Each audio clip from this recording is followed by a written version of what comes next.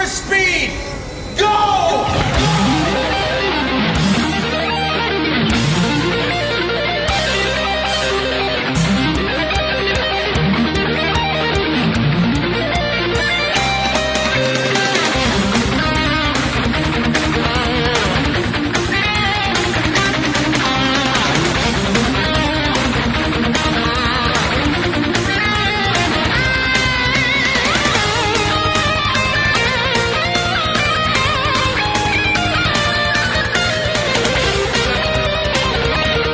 Hey, everybody. Oh. Hey, everybody. Welcome to Cocktail Time here at 4Player Network. Apparently, there's some sort of a match or a game or a play. Some game involving a ball and going all over the field. It's nonsense. It's something like a bunch of people get together and they throw it from one side to the other, or something like that. Bob, it's an interpretive dance where men get together to wrestle on a large field. And why is Tara throwing nuts at me? Because it's part of the game. It's part. I guess the part of the nuts ritual. in the face is part of the ritual. The ritualism that goes with the match and the game. That's kind of like that's part of it, I guess, right? I have to find. She's like throwing fucking nuts in the corner of my room.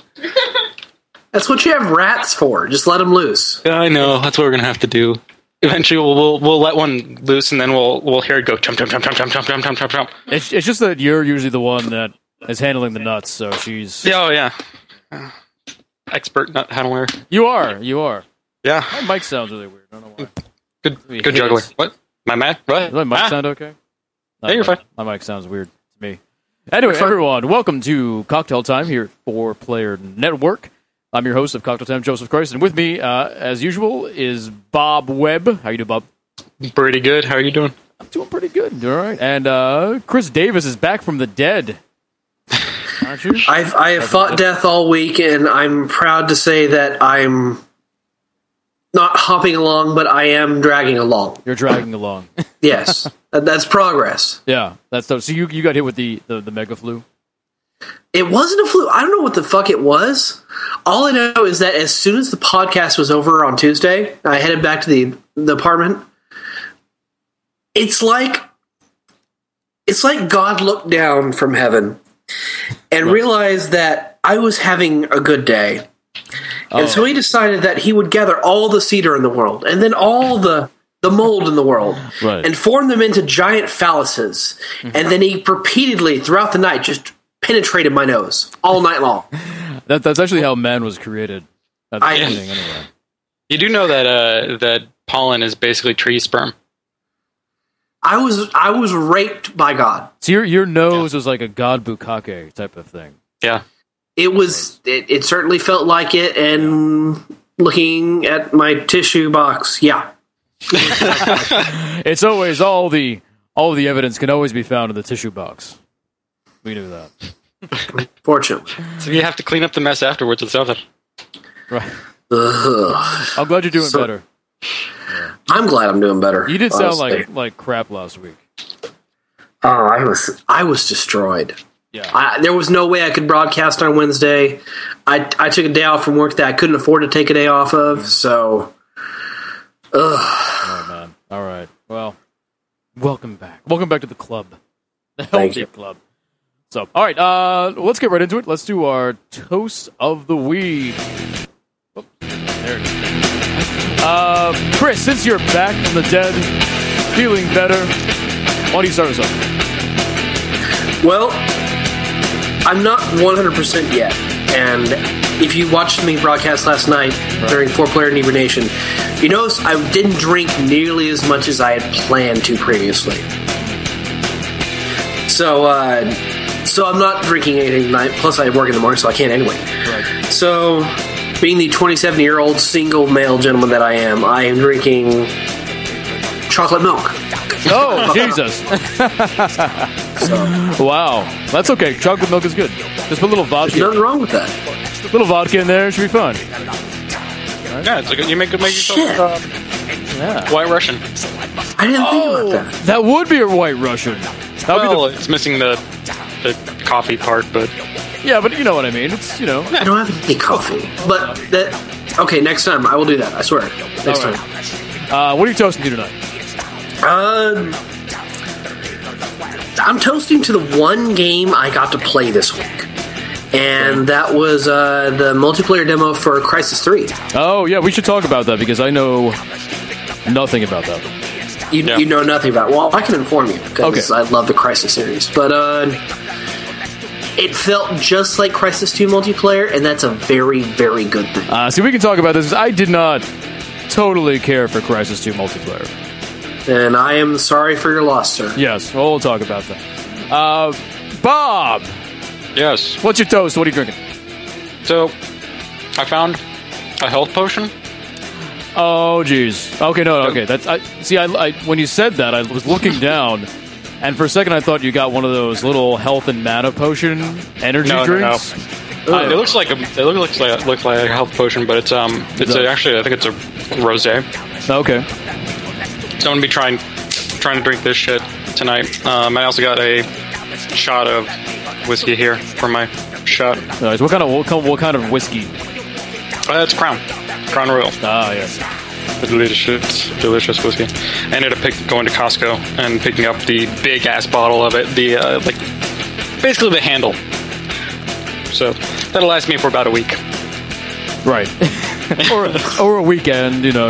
Yeah. Whatever comes first, the week or the weekend. Just true. Yeah, sometimes the week does call for a lot of drinking, depending on how busy my week is. Right. I was going to try to open this thing and drink it all classy like. I guess my toast goes to maybe a little bit premature, but I'm kind of looking forward to the February 20th announcement from Sony. We're going to talk about that. And I'm looking forward to the fucking next generation of consoles. Yeah, I mean, we'll talk about it. We'll talk about it, but yeah, I definitely hear you. Yeah, I've been playing Dragon's Dogma, and I'm just looking at it going like, man, this could have looked so much better if it was like on PC and actually had, more RAM and the NPCs didn't pop up like when I got to like 6 feet away from you. Right. Yeah. There's so many little things that could have been better if they just had more resources. No, that's true. Like physical resources. So you're gonna drink that right out of the bottle? Oh no, you're gonna classy. Oh no, I got something classy there. Look at this. Oh, it's pink. Sorry, that's like a cougar drink, like a middle-aged, like a 40-year-old woman in a bar all by herself, eyeing the 20 and 30-year-olds. Oh yeah, it tastes like a cheap perfume and shame. Call you a cougar knob tonight. Oh yeah.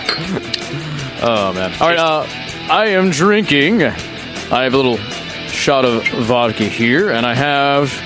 My vegetable juice is back. I have my vegetable juice, but I actually did put some vodka in that, so it's more of a type of Bloody Mary type of thing. And I am toasting tonight. Yes, I'm going to have to get into this, but to Sony Online Entertainment, because they just put out a giant update for PlanetSide 2, which is in direct response to some of the things that the players kind of wanted and were complaining about after release, especially over the holiday, because PlanetSide 2 was released right before Christmas, New Year's. The development team took 2 weeks off, and in that 2 weeks, every player, the PlanetSide, freaked the fuck out. And admittedly, there were some problems, but this update takes care of a lot of those issues, and it's huge. And we'll get into that. But I just played this weekend a couple of the best games of PlanetSide 2 I played so far. So we'll get into what they fixed, what the patch notes say, and all that kind of stuff. And then but my toast too is to Sony Online Entertainment for basically listening to the fans and making the game better. So that's always good when they actually listen to people or listen to the most common complaints and then fix them, rather than just ignoring them and doing what they have for the vision of the game. Well, it's a difficult job because you need to kind of cut through, the smoke or cut through the fat to get to the meat of what the issues are. Especially in a forum situation when everyone's going to be like, I was killed by an air-to-ground missile. Nerf the air! Nerf the air! But they've been making... The big changes they made were necessary and needed. But they've also been making smaller adjustments to sort of fix things. I've never felt, and I'm a big air guy. I love playing in the Mosquito and doing air-to-air stuff. I don't do much air-to-ground, but I love air-to-air stuff.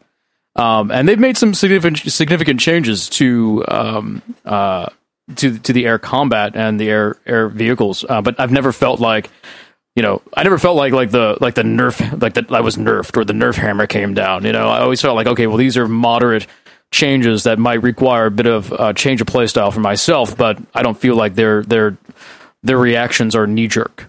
Yeah. So I will get into all that, but let's do our toast. Chris with his chocolate milk. Sorry, I'm eating beef jerky right now. That's gonna be really I'm 27 years old. I don't give a fuck. I like how, Bob, you're eating beef jerky with your whiskey shot. Yeah, no, I didn't want to drink it at the same time. No, what I want you to do is actually, I want you to dip your beef jerky into the whiskey and then eat your beef jerky. I bet it's really good. I'm telling you, I would never steer you wrong.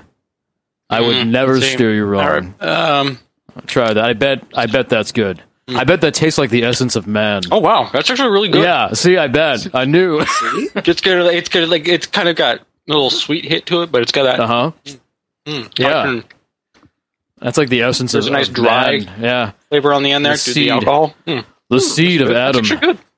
Yeah. You should really try that. Next time I feel manly. Yeah, just to counteract the fucking pink drink. Let's find a hobo to set on fire. All right, let's do our shots and our toast. 1, 2, 3. I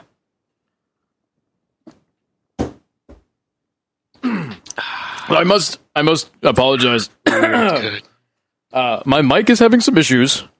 I don't know what it is. It's kind of been happening here and there. So if my mic gets quiet or cuts out now and again, I am aware. I need to take this mic in to get serviced.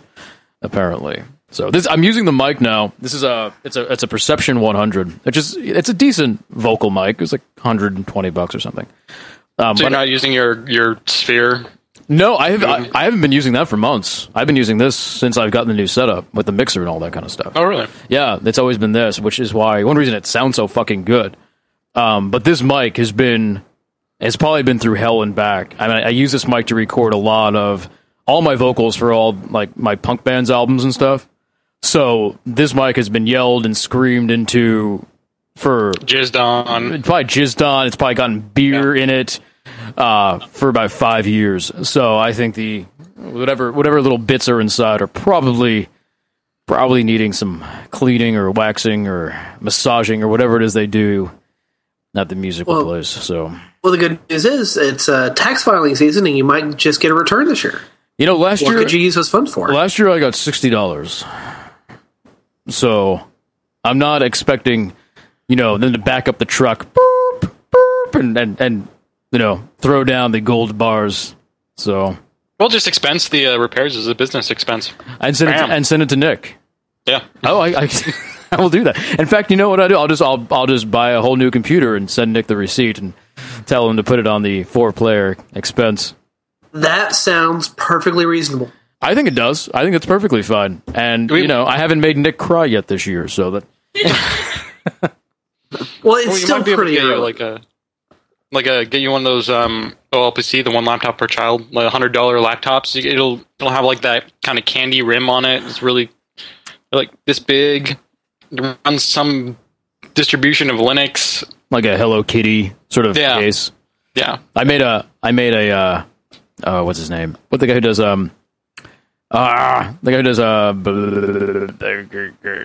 Spy Party? Chris Hecker. I made a Chris Hecker joke the other day. I was talking to a friend of mine, and I was telling her about Minecraft, and she's like, "Well, I'm not sure if I could run it." And I'm like, "Well, how old is your Macs?" And she's like, "Well, I have 2 Macs, and they're both about 10 years old."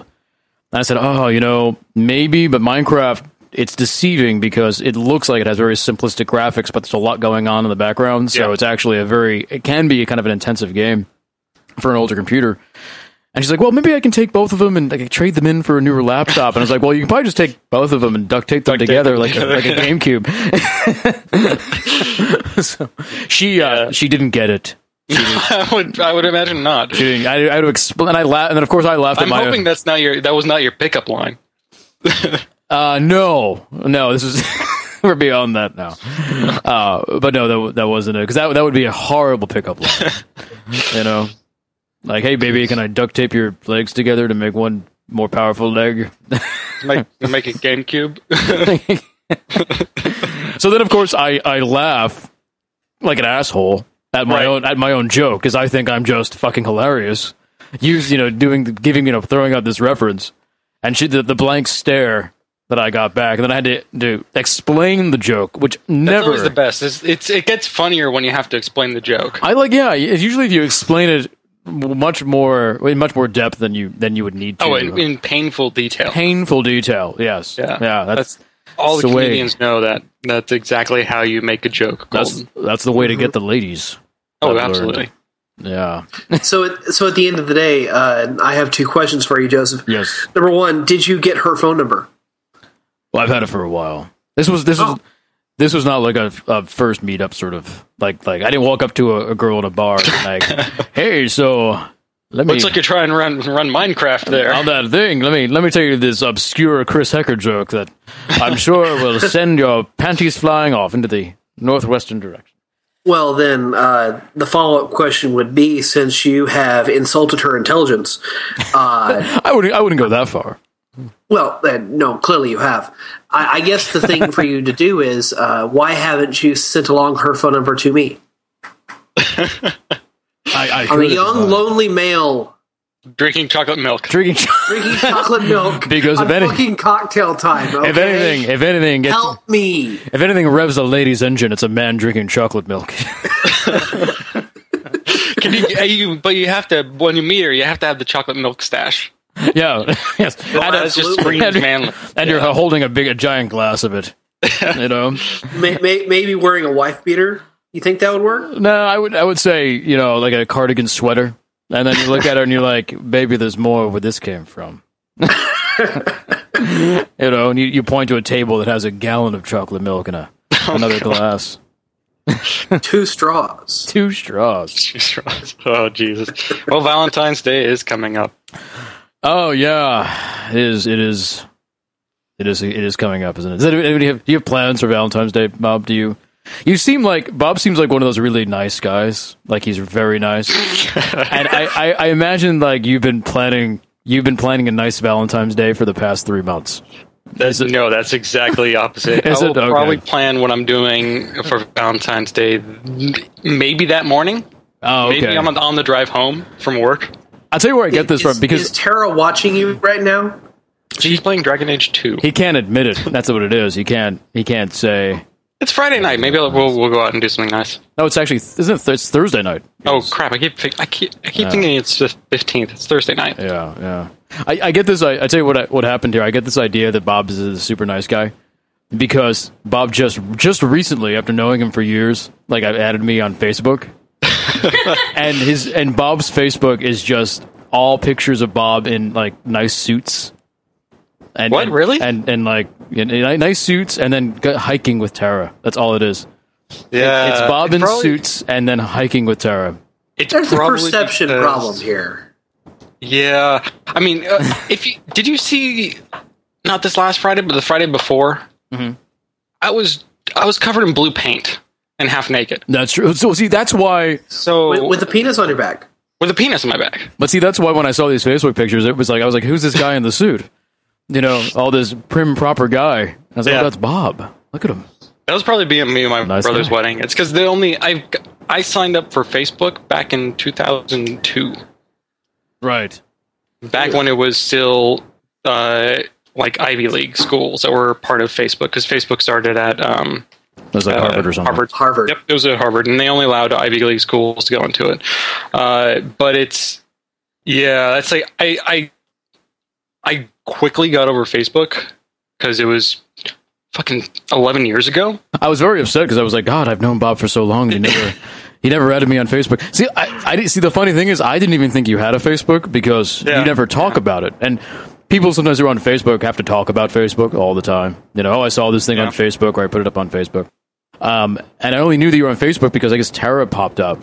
I was like, oh, there's Tara. And then I see, oh, there's Bob has a Facebook. Holy shit. Yeah, my only friends on Facebook are basically you. I think Nick's my friend, obviously Tara, and then my family. That's it. And some friends from college that may or may not use it because they had it like back like 11 years ago. So they're probably over it already too, like me. But I never really was that into it. So it was never like a place where I was very active. So most of the pictures are either from Tara or my family. So they're going to be incredibly tame. Yeah, they're not going to be me, dressed up like a fucking retard in cardboard armor or. No, I posted a few of those. Oh, Jesus Christ! Oh, that's good. That's good. Oh, that's wonderful. I'm sure my family is very proud of me. Tara, you should please ensure you tag. Really?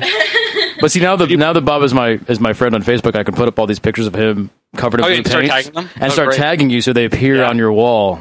Yeah, that's a terrible thing. I did not think about that.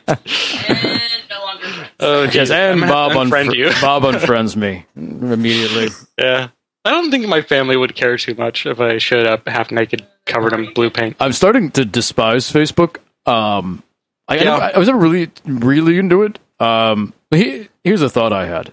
I always preferred Twitter, just because I think the thing that makes Twitter better is it has more interconnectivity with a wider group of people, whereas Facebook kind of limits you into your own little tribe. Yeah. But I think the saving grace of Twitter is that you can't really post pictures that you see right away. Whereas on Facebook, people can just post pictures, and that's it. So all I see on my wall now is stupid funky grumpy cat. That's it, I say. And then the e-cards where it's like there's like a dainty man with a pipe or something, and then it says like, in like nice script like I fucked my own ass or something. and it's memes, and that's it. Yeah. And then I was thinking, God, Facebook just sucks. Like, that's all fucking people post is this stupid shit. And I thought, wait a second. Facebook doesn't actually provide any content. No, it's people. I have shitty friends. You have horrible people for friends. I was wondering, like, can you go friend like some porn actresses on Facebook? That might actually spice up your feed a bit. Well, you can like. They don't have personal accounts. They have like entertainment Facebook accounts, much like 4Player. You might be able to find the amateurs. So maybe the amateurs, but you can like their things. But then it's like, emblazoned on your Facebook comes up like Joseph Christ likes Joanna Angel, and it's like, oh great, now I look like a perv or something, And they don't post anything interesting. It's all I don't think you can actually post anything like rather explicit on Facebook. No, you can. That's why Twitter is better, because if you follow porn stars on Twitter, they'll actually put up either risque stuff or just whatever they're doing that day, like I fucked a bat. I mean, like the baseball bat. Okay, I was gonna. As soon as I said that, I was like, wait a second, that could be either one. It brings a whole nother meaning to a bat cave. Yeah. So what I do now is my new hobby is just unsubscribing and hiding people on Facebook. That's what I do. Yeah. And I'm going to do it until it's just me talking to myself. Yeah, it's one of those places that. For me, it's definitely like one of those things where it was like, oh, Facebook, it's this exclusive club. I got to talk to my obviously like my dorm mates, which I'm living right next to, so it doesn't fucking matter. But it was a good way to finding where the parties were. Mm-hmm. Yeah, and that was the only reason I cared about Facebook, because people would post things like, oh, there's gonna be a house party at my house on this night at this time. Right. So go show up. And then as soon as it opened up into the world, it was like, well, I care about the rest of these people. I mean, And also, I graduated college and was like, well, I don't give a shit about finding parties anymore. I don't even know half these people anymore because I left and we're several thousand miles away from each other, so it doesn't fucking matter anymore. Right. So the whole utility of it just kind of fell apart for me. Like, it's nice to go like every once in a while and see how people are doing and stalk. Mm-hmm. Like, it's good. It's a really good stalker tool. It's like one of those, like, I'm gonna go check out and see what this chick I met in high school is doing now. Right. See she's pregnant, fat. Oh, that's funny. Man, she looks terrible.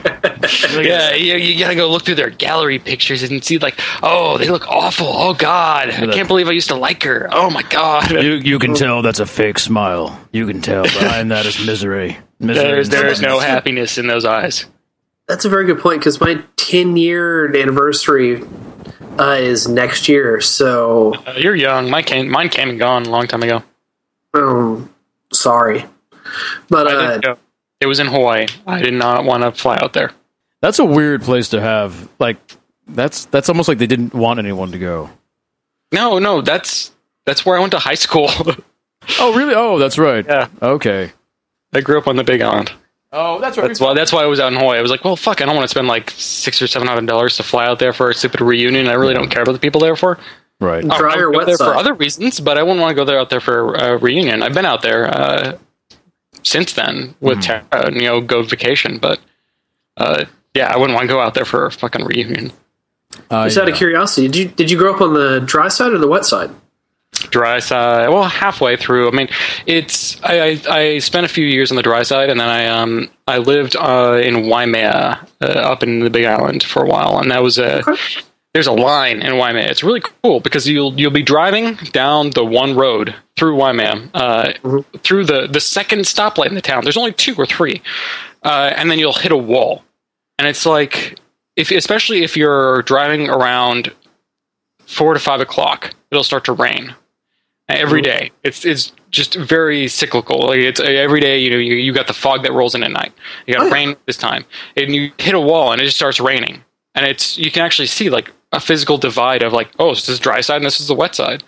So I actually lived on the wet side for a little while as well because it was like, oh, I'm just gonna move like several hundred yards. I'm on the wet side now. Oh yeah, no, my family went out there for a vacation back in 2000. So yeah, that is a fucking distinct little island there. Yeah, there's every single climate on the Big Island except tundra because there's no permafrost.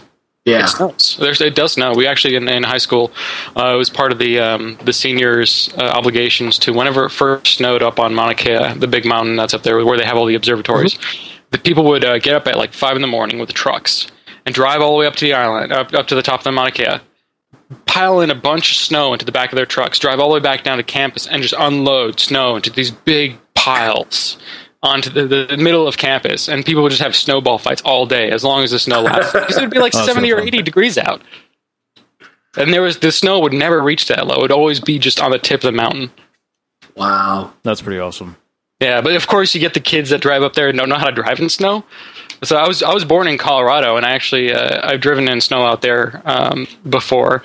But you get people that are born in Hawaii and never driven in snow. They go up there when it's just snowed, and they started like there was more than a couple of years where people actually got into accidents and crashed up there because they're going full bore up their hood. No fucking idea how to drive in snow at all. Oh yes, the exciting years of childhood when you used to throw snowballs. We still do that, I think. Right? I do, yeah. Tara chased after me with a giant. Actually, no, I chased after Tara with a giant brick of snow this past winter. That's nice. She hit me with it when I was down on the ground. It was like a fucking not Planet of the Apes. It was like 2001: Space Odyssey, where like it's the scene with the apes and they got the tools and stuff, and she's like standing over me with a rock of ice and. You were down, and then you tried to throw it at me and you missed. I slipped too, and I fell on my ass. This is the way love works. Sometimes you get curb stomped. That's true. Yeah. Sometimes figuratively, sometimes literally. So this is from the heart, honey. Day? Bam! Fun snow. Wait, what'd you say, Bob? I'm gonna do it for Valentine's Day. I'm gonna wake up really early, get some snow before Tara wakes up. I'm gonna stand over her with it and dump it on her before she wakes. It's like 6 a.m. Boom! Dump it in her bed. In the bed. Yeah, right in the bed when she's asleep. Yeah, that's and then run out the door. I run out the door. I actually did that with twin brother before. Did you? Yeah. I was a dick growing up. Oh man. All right, let's get to some video games. What do you say? Video games. What have you been playing, Mr. Davis? Well, like I said earlier, the only thing I've been able to play this week, because I cannot play games when I'm sick, was yesterday with Crysis 3's multiplayer beta. That's the worst when you're so sick you can't even play games. Well, you played some Zoe, right? Well, yeah, but I was not exactly sober during that moment, so... Still counts. I guess. So I played Zoe 2 and I played Crysis 3, so... Mm-hmm. But yeah, I mean, that's what I did. So Crysis 3 multiplayer, you said it's a lot like Crysis 2 multiplayer. So it's 95% the same. See, I didn't really get into Crysis 2 multiplayer. I don't know. It just didn't wow me. It didn't really do much for me. Like, what's the major draw to you? Well, for me, I've said this a bunch of times in the past, but for me, Crysis 2 multiplayer was the perfect matchup of people who enjoyed Halo and wanted to experiment with Call of Duty, and vice versa. This is essentially Halo 3 meets Call of Duty 4. Okay. It has a lot of the similar mechanics to it. It's got a dog tag kind of kill streak system. Yeah, that was actually the dog tag collection is the first time I played a game. I mean, they'd use that in like Call of Duty now for kill confirmed, I think, right? Yeah, that's a basic gameplay mode now. But that ties into like bonus streaks and stuff like that, and enhanced powers, and it's just really fun. And I don't know, it's just the way the combat works, the way the gameplay mechanics work, how you actually feel like a fucking super soldier in comparison to like Halo or any other game. You know, how you can leap on top of rooftops and just like that, or you can go silent and sneak up behind a guy and stab him through the chest, or I mean, any number of things. See, it feels really good. I can see that because I've probably said this before, but one of my main gripes of Halo is that you're supposed to be this super soldier, but I never really felt all that super in Halo. You really don't. I mean, I always felt exceptionally weak, which I always thought was a complete oxymoron. Yeah, I mean, in Halo, you feel a little empowered, but when you compare yourself to your AI teammates, you feel pretty much just as weak. Whereas in this game, you have the ability to change your suit's outfit to where it goes into armor mode, and you can block off bullets and stuff like that for a far longer time, or you can go invisible and sneak around the map and gank people. Like I said, I mean, it's really fun. And see, I never liked the invisible thing. I always hated multiplayer. The two things that I always hated in multiplayer games was, number one, when people can become invisible, because I feel like it's just cheap.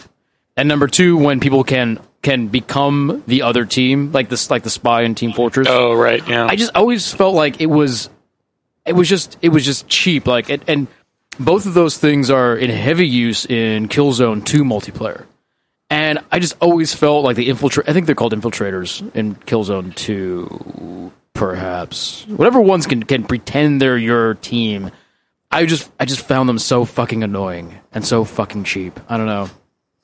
I mean, there needs to be a significant balance so someone just can't run around all invisible and blowing things away. You know. Well, the way the invisibility works is that as soon as you fire a shot, it cancels out your invisibility and drains all the energy. So you gotta kind of make it count. You gotta sneak in behind them and make sure they can't fire on you before you kill them. No, but is there any warning before? You know what I mean? Is there any warning before they actually come up and shoot you? And is it there's like the light warps around them though, doesn't it? But yeah, so there's never like any true invisibility. You can actually see a distortion in the light. You can see a distortion, a slight outline. With certain perks, you can see them easier or even hear them coming. It's various different things. Okay. Yeah, I'd have to play it and see how it feels. It's pretty fun, honestly. The multiplayer beta comes with two game modes to try out. One is a domination variant called Crash Site. Mm-hmm. That was also in Crysis 2. Basically, alien drop pods come down and you have to defend them for a certain amount of time when you rack up points. Mm-hmm. And the other one is a new one called Hunter Mode. And it's basically kind of a zombie variant. You've got... You start off with like this team of 12 soldiers, and you've got to survive as long as you can through the end of the round. And you've also got these. The other team are nanosuit wearing guys called hunters. Okay, and they've got these predator bows. But that's all they've got as far as their weapons. Oh, they're permanently invisible. They've got permanent speed enhancement, all that. But they can't do anything beyond that. So it's just a zombie variant where you die, you become a hunter, and you keep on going back and forth. And it's not what I expected, but it's pretty fun. Okay, I'll have to try that. What kind of levels do they have? Is it one level or two? There's Usually- two levels. two There's one called Airport, which is, it's basically like an overgrown airport. And the other one is a kind of a swamp area of a museum. So you've got the ruins of this museum, but you got swamp all around it. Oh, that's kind It's pretty interesting. I like the way they do this kind of after people, post-apocalyptic nature taking over kind of levels. Well, that's kind of like the new style now. I think everyone read The World Without Us, which is a book, Yeah. all at the same Or- time. So now that's all what it is. You got games like The Last of Us taking advantage of it, and a bunch of Enslaved, Odyssey to the West. That's exactly what I was going to say. Enslaved, use that heavily. Yeah. So. And it's really nice to see these, ruined surroundings with bright green plants and color in the world. Heaven forbid that happen this generation. Right. No, I like that. My main issue is the fact that I don't really have time for another multiplayer game. I can understand that, but this is just a beta. It's a demo. It's pretty fun. I really would recommend giving it a try. I mean, especially with the new Battlefield 3 DLC coming out with fucking dirt bikes. Oh, no, Capture no the flag. beyond that, sir. Beyond that. I know how much of an air guy you are in PlantSide, and with that end-game DLC for Battlefield 3, they're also bringing back air superiority. Yeah, I remember playing that in Battlefield 1943, the XBLA version, and I played a hell of a lot of that. And that's going to be not only is it going to be really great, but I really need to get up like my air certs and stuff. Those planes. You're not the only one. So that'll be nice. But man, those I don't know if you saw or anybody watching at 4pp.tv saw, but the new DLC trailer for Endgame with showing off the capture the flag and showing off the dirt bikes looks fucking awesome. It looked pretty intense and cool. I mean, DICE is really good at making trailers. Let's be honest. So I'm not surprised that I'm all revved up about it. But I really want these dirt bikes in the other modes. I want to use these dirt bikes in Armored Kill maps. There shouldn't be any reason. There should be no reason I shouldn't be able to. I don't see what's really holding them back from doing that. I mean, they could do it in a patch. Well, I think the issue is that not everyone is a premium member. So That's true. What if somebody has Armored Kill but doesn't have Endgame, and they like the dirt bikes, but if I can have the dirt bikes and Armored Kill, there's no reason for me to get Endgame because I just want the dirt bikes.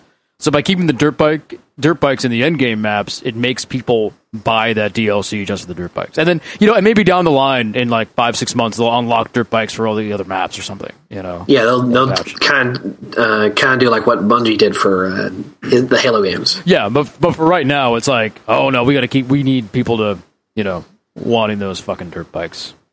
Yeah.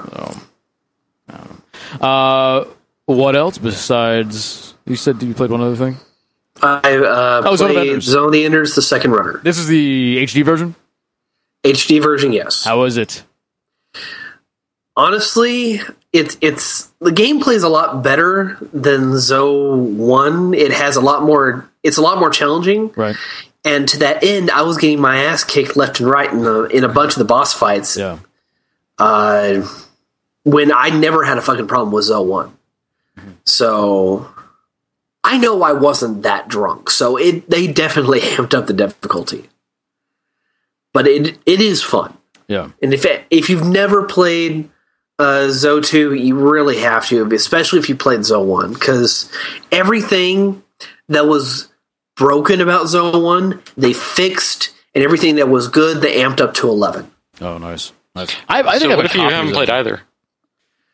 Well, you should probably start with Zoe 1, then go to Zoe 2. Because it's a good series. So should I be playing the HD remake, or should I be playing the original on the PS2? You really won't notice much of a difference. I mean, the only difference is the 16:9 and, I don't know, a slightly different frame rate. That's about it. There's really not much else to see a difference in. It would probably be easier to rent the remake or buy the remake than it would be to get the originals. Yeah, probably. Actually, no, that is the truth. You'd have to eBay it or something like that. Yes. Now that Finding a GameStop copy of the is- second runner will set you back like $60 or $70 on eBay, I think. Yeah. even used. Even used. Now, I haven't checked it since the remake came out, but it would surprise me. Yeah, I don't know. It's difficult to say with those types of titles, but I think it's really now. Like I found one GameStop that actually still has PS2 games in it. One. That's it. Yeah. Luckily, the one near my house, nearest to where I live, still has PS2 games.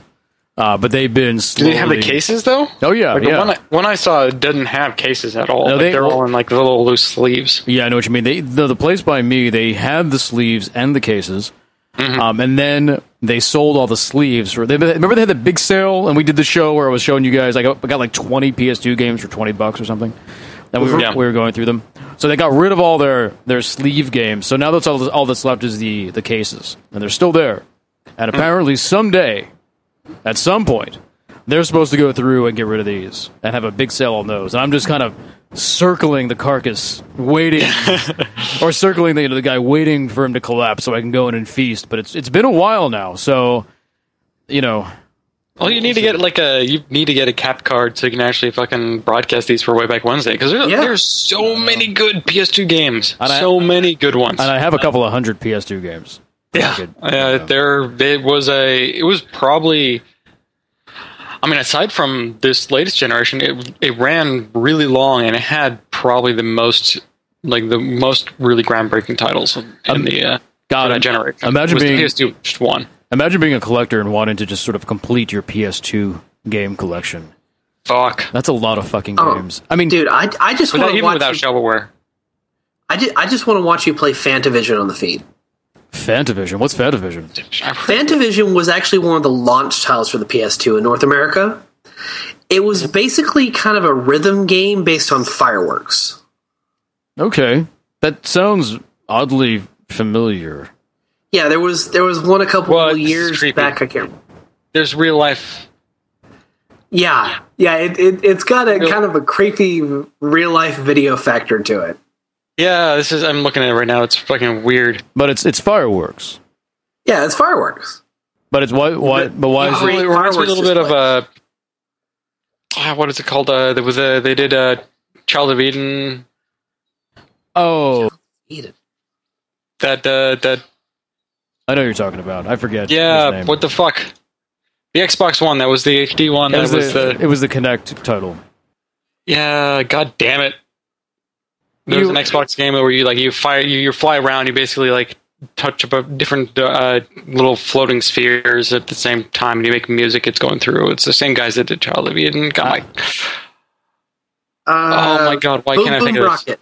Boom Boom Rocket. No, I think his name wasn't it? Is Iwato Showingi. Is that not right? Jesus Christ! Iwato Showingi. No. Yes, it is. Find it, Bob. I'm gonna have to fucking find this. It's the goddamn it. What the? Is it? Someone said Rez over at 4PP. Rez is what I was talking about. Okay, thank you. There we go. Thank you, Kramo. Thank you, Kramos at 4pp.tv. You know what? I forgot to give out the number. Son of a bitch. Hey, so we do take calls here at Cocktail Time tonight. If you want to call up and be on the show, the number is 617-500-7147, extension 327 tonight. That again is 617-500-7147, extension 327. I see that Carlos is in chat over at 4pp.tv, which means he will probably spam the phone number and over again, like he usually does. It's what he does. That's what we have him around. So. There we go. Right. Yeah, there it is. Yeah. Call Cocktail Time and lose weight. we do have that effect on people. So, what am I doing here? What am I even doing here? Did you play? I really don't know. Did you play Zone of the Enders 2 previously, or was this your first time going through? Did you say? Oh no, I played through it several times on the PS2. And perhaps I'm looking back with rose-tinted glasses, but I don't remember the dialogue and the animated videos in there being just so bad. Yeah, that's I was watching the feed. Someone in Pretty chat was cheesy. saying that. It was so goddamn terrible. I couldn't believe this was the same game I played a decade ago. Now, is it as bad as that game with the robots, and you play that kind of douchebag guy, that PS2 game? You know what I'm talking about? The Robot Alchemic Drive? Perhaps. We were playing it on the feed not too long ago.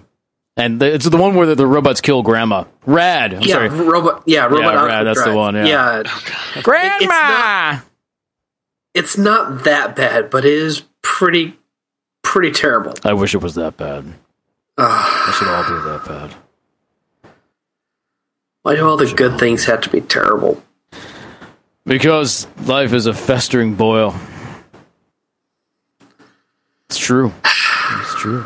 So what was it bad because the voiceovers were bad, or is it just... It was the voiceovers felt like they were just reading it off the page, and the writing was just abysmal. There was a line where they were talking about what was happening on Mars 6 months ago, and they said half year ago, Bahram forces. I was like, what the fuck, people? So this is just a bad translation. It's a bad localization of it. It is a very, very bad localization. Okay, you can't. How much are you going to blame the game for that? I mean, it's not like Hideo Kojima was there like doing it himself with Babelfish. That's the thing, though. Hideo Kojima games are known for having, strong dialogue and story. Okay, But no matter how incoherent it is still strong. It is coherent. Yeah, it's coherent. But I mean, this is old Kojima. This is No, this game was released after Metal Gear Solid 2. Oh, was it? Okay.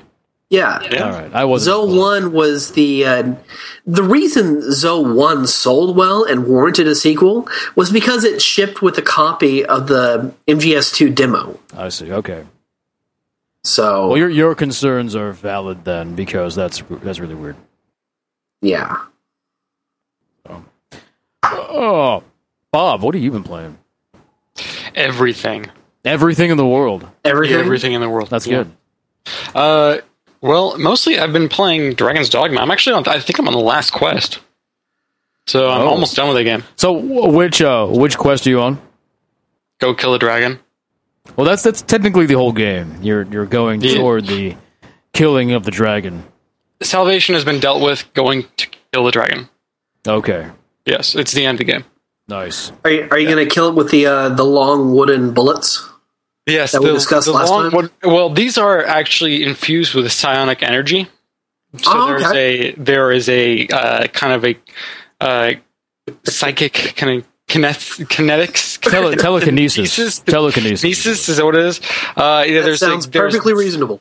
Psionic powers, futuristic. So there's my character not only can wield these psionic arrows, psionic long wooden bullets, but my character can wield, can set fire like Carrie, like the fucking Stephen King book. Wait, did you say that they were actually arrows? No. What are you talking? You totally misheard me. No, arrows are cruel. Arrows are in this year. Okay, have you seen Far Cry 3? It's all bows. It's all bows. and Oh, arrows. yeah. I mean, they're futuristic, highly carbon fibers arrows. They're high tech with psionic energy.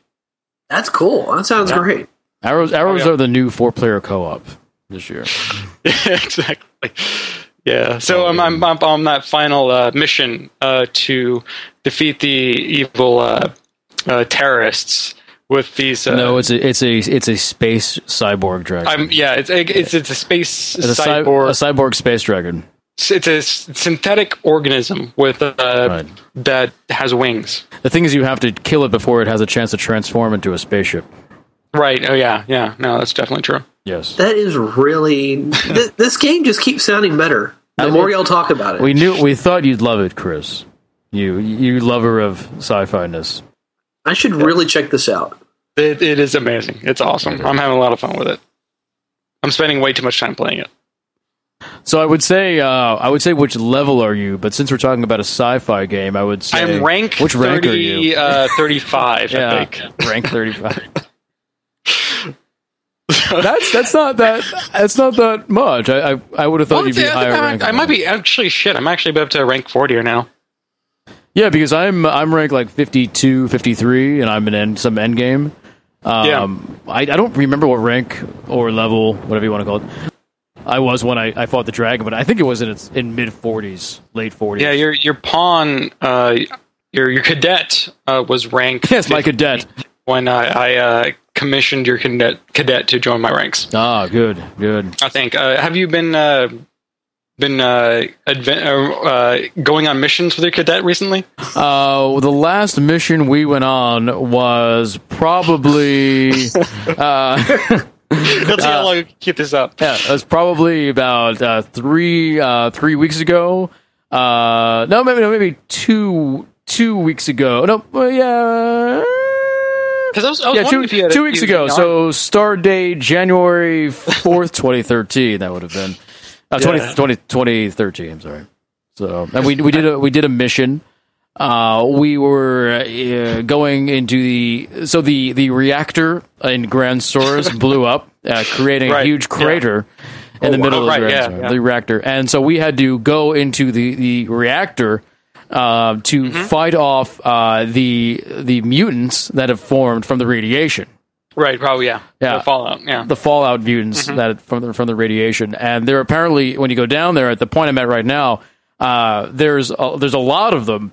So you need to you're collecting two things. What is it? You're collecting wakeboard circuit boards. So Wakestone circuit boards. You're collecting those as you go through, and you're fighting the radioactive mutants. Right. Yeah. As me and my other cadets are going through the ruins after the radioactive explosion. Mm-hmm. You know, and so what's amazing is the whole game is darker because there's all this nuclear fallout. Bro, absolutely, all over the world. So, yeah. So I don't understand how this sci-fi game wasn't Game of the Year last year. I don't know how it went under your radar. I don't know how you did. I really don't. Yeah. I mean, Mass Effect 3 kind of eclipsed it, but it was really strong, and it didn't get the coverage that it really should have. That's true. Yeah. Well, I also couldn't trust it because it was a fucking Capcom game. Yeah, no, it's definitely true. They can't be trusted for shit these days. They that's probably true. They're like Capcom is like a drunk dude playing darts. He's like, I get it. He comes up to you and he's like, let me tell you something, man. I'm really good at darts, man. Like, and he has this diploma that shows all the wonderful dart tournaments he won, but they're all back in the 60s and 70s. And he's like, no, man, look, I have all these great tournament. I can do it. And he throws it, and it sticks into the ATM. He's like, all right, I got it. And he throws another one, and it goes into some guy's ass cheek or something, and the next one hits the lamp.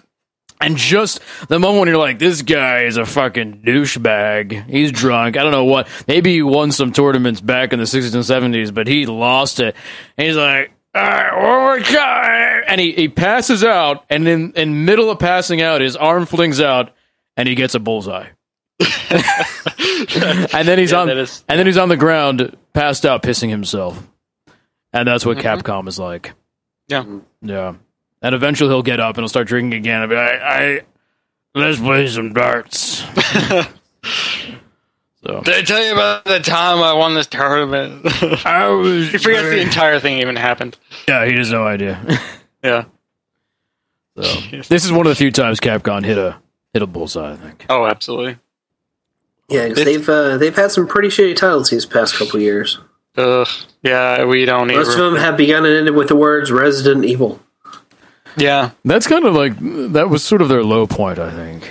Or so, am I missing an important release? I mean, that seems to me like that was sort of the bottom of the barrel. What, Raccoon City or Resident Evil 6? Resident Evil 6. Both of them were pretty bad. At least Raccoon City was was advertised as being something completely different. We Yeah. kind of knew what we were going into. We weren't sure if we were going to like it or not, but we kind of had an idea. What were you going to say, Chris? I really don't want to talk about Orc. I really don't. That was a bad experience for me. Orc? Oh, Operation Raccoon City. Yeah. Operation Raccoon City. Yeah. It was not talking about the fantasy creature. What the fuck? I thought he was talking about we would never discuss fantasy on this. Why would I ever discuss especially that? high fantasy? I was like, wow, Chris played a fuck Vulcan that Men. Amazing. I had no idea. Oh, man.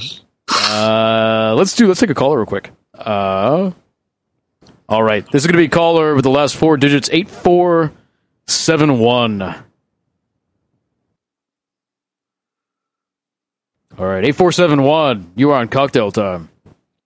Oh, wait, how's it going? Sorry.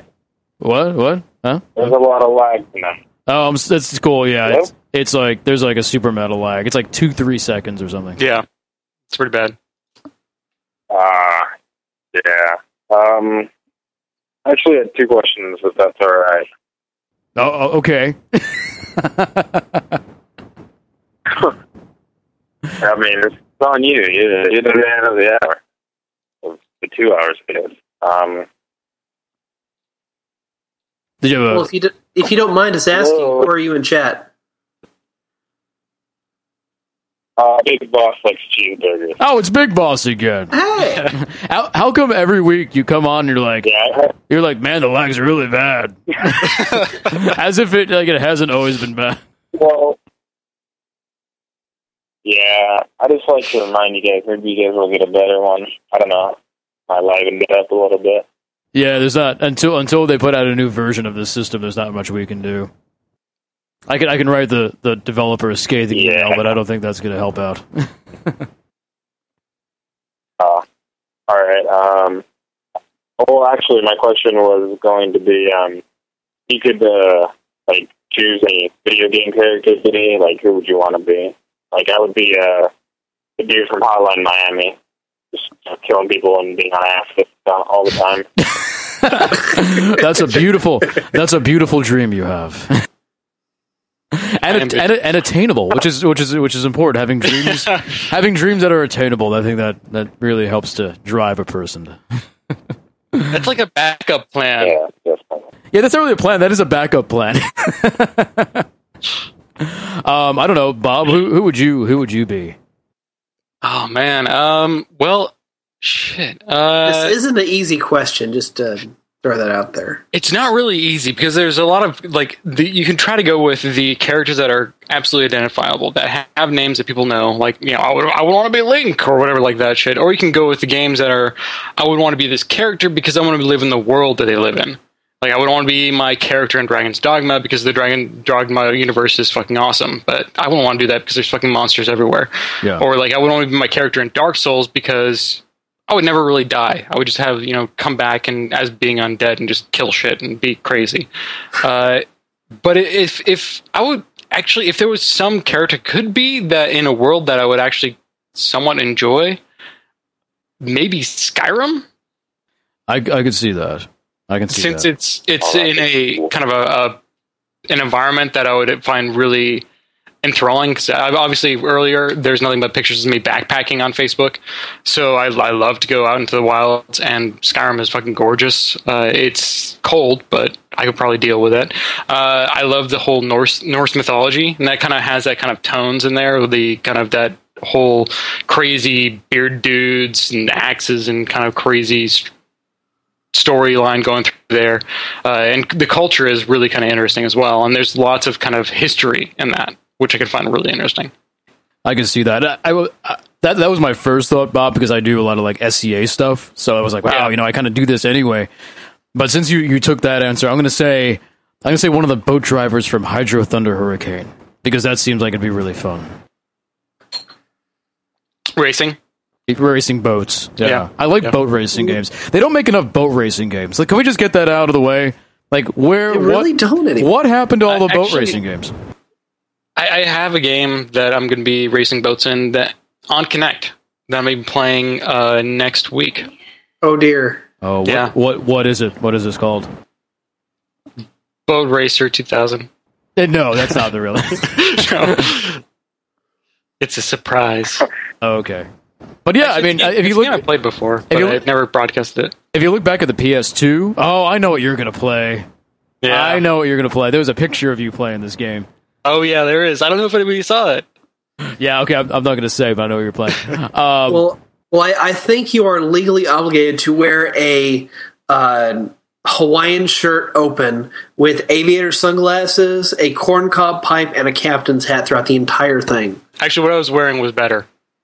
Yeah, it's a little more fitting. I'll have to see if I can find this. All right, I'll let people answer what their. Well, let me just finish off. I mean, the PlayStation 2 had a lot of good like boat racing games and like water ski games and all that kind of stuff. And those games just sort of disappeared. I think the reason they were more popular back during the PS2 is that people could start to do water physics right. So it was like this cool thing to kind of show off the technical prowess of the PlayStation 2 by having, water and moving water and stuff. And now that that's sort of like, no one really cares about it anymore. There's no real, like, the only boat racing you ever really find now is in a Grand Theft Auto game. Yeah. Didn't they release a new Hydro Thunder game a year and a half or two ago? They did. It was on XBLA. That's the one I actually was referring to.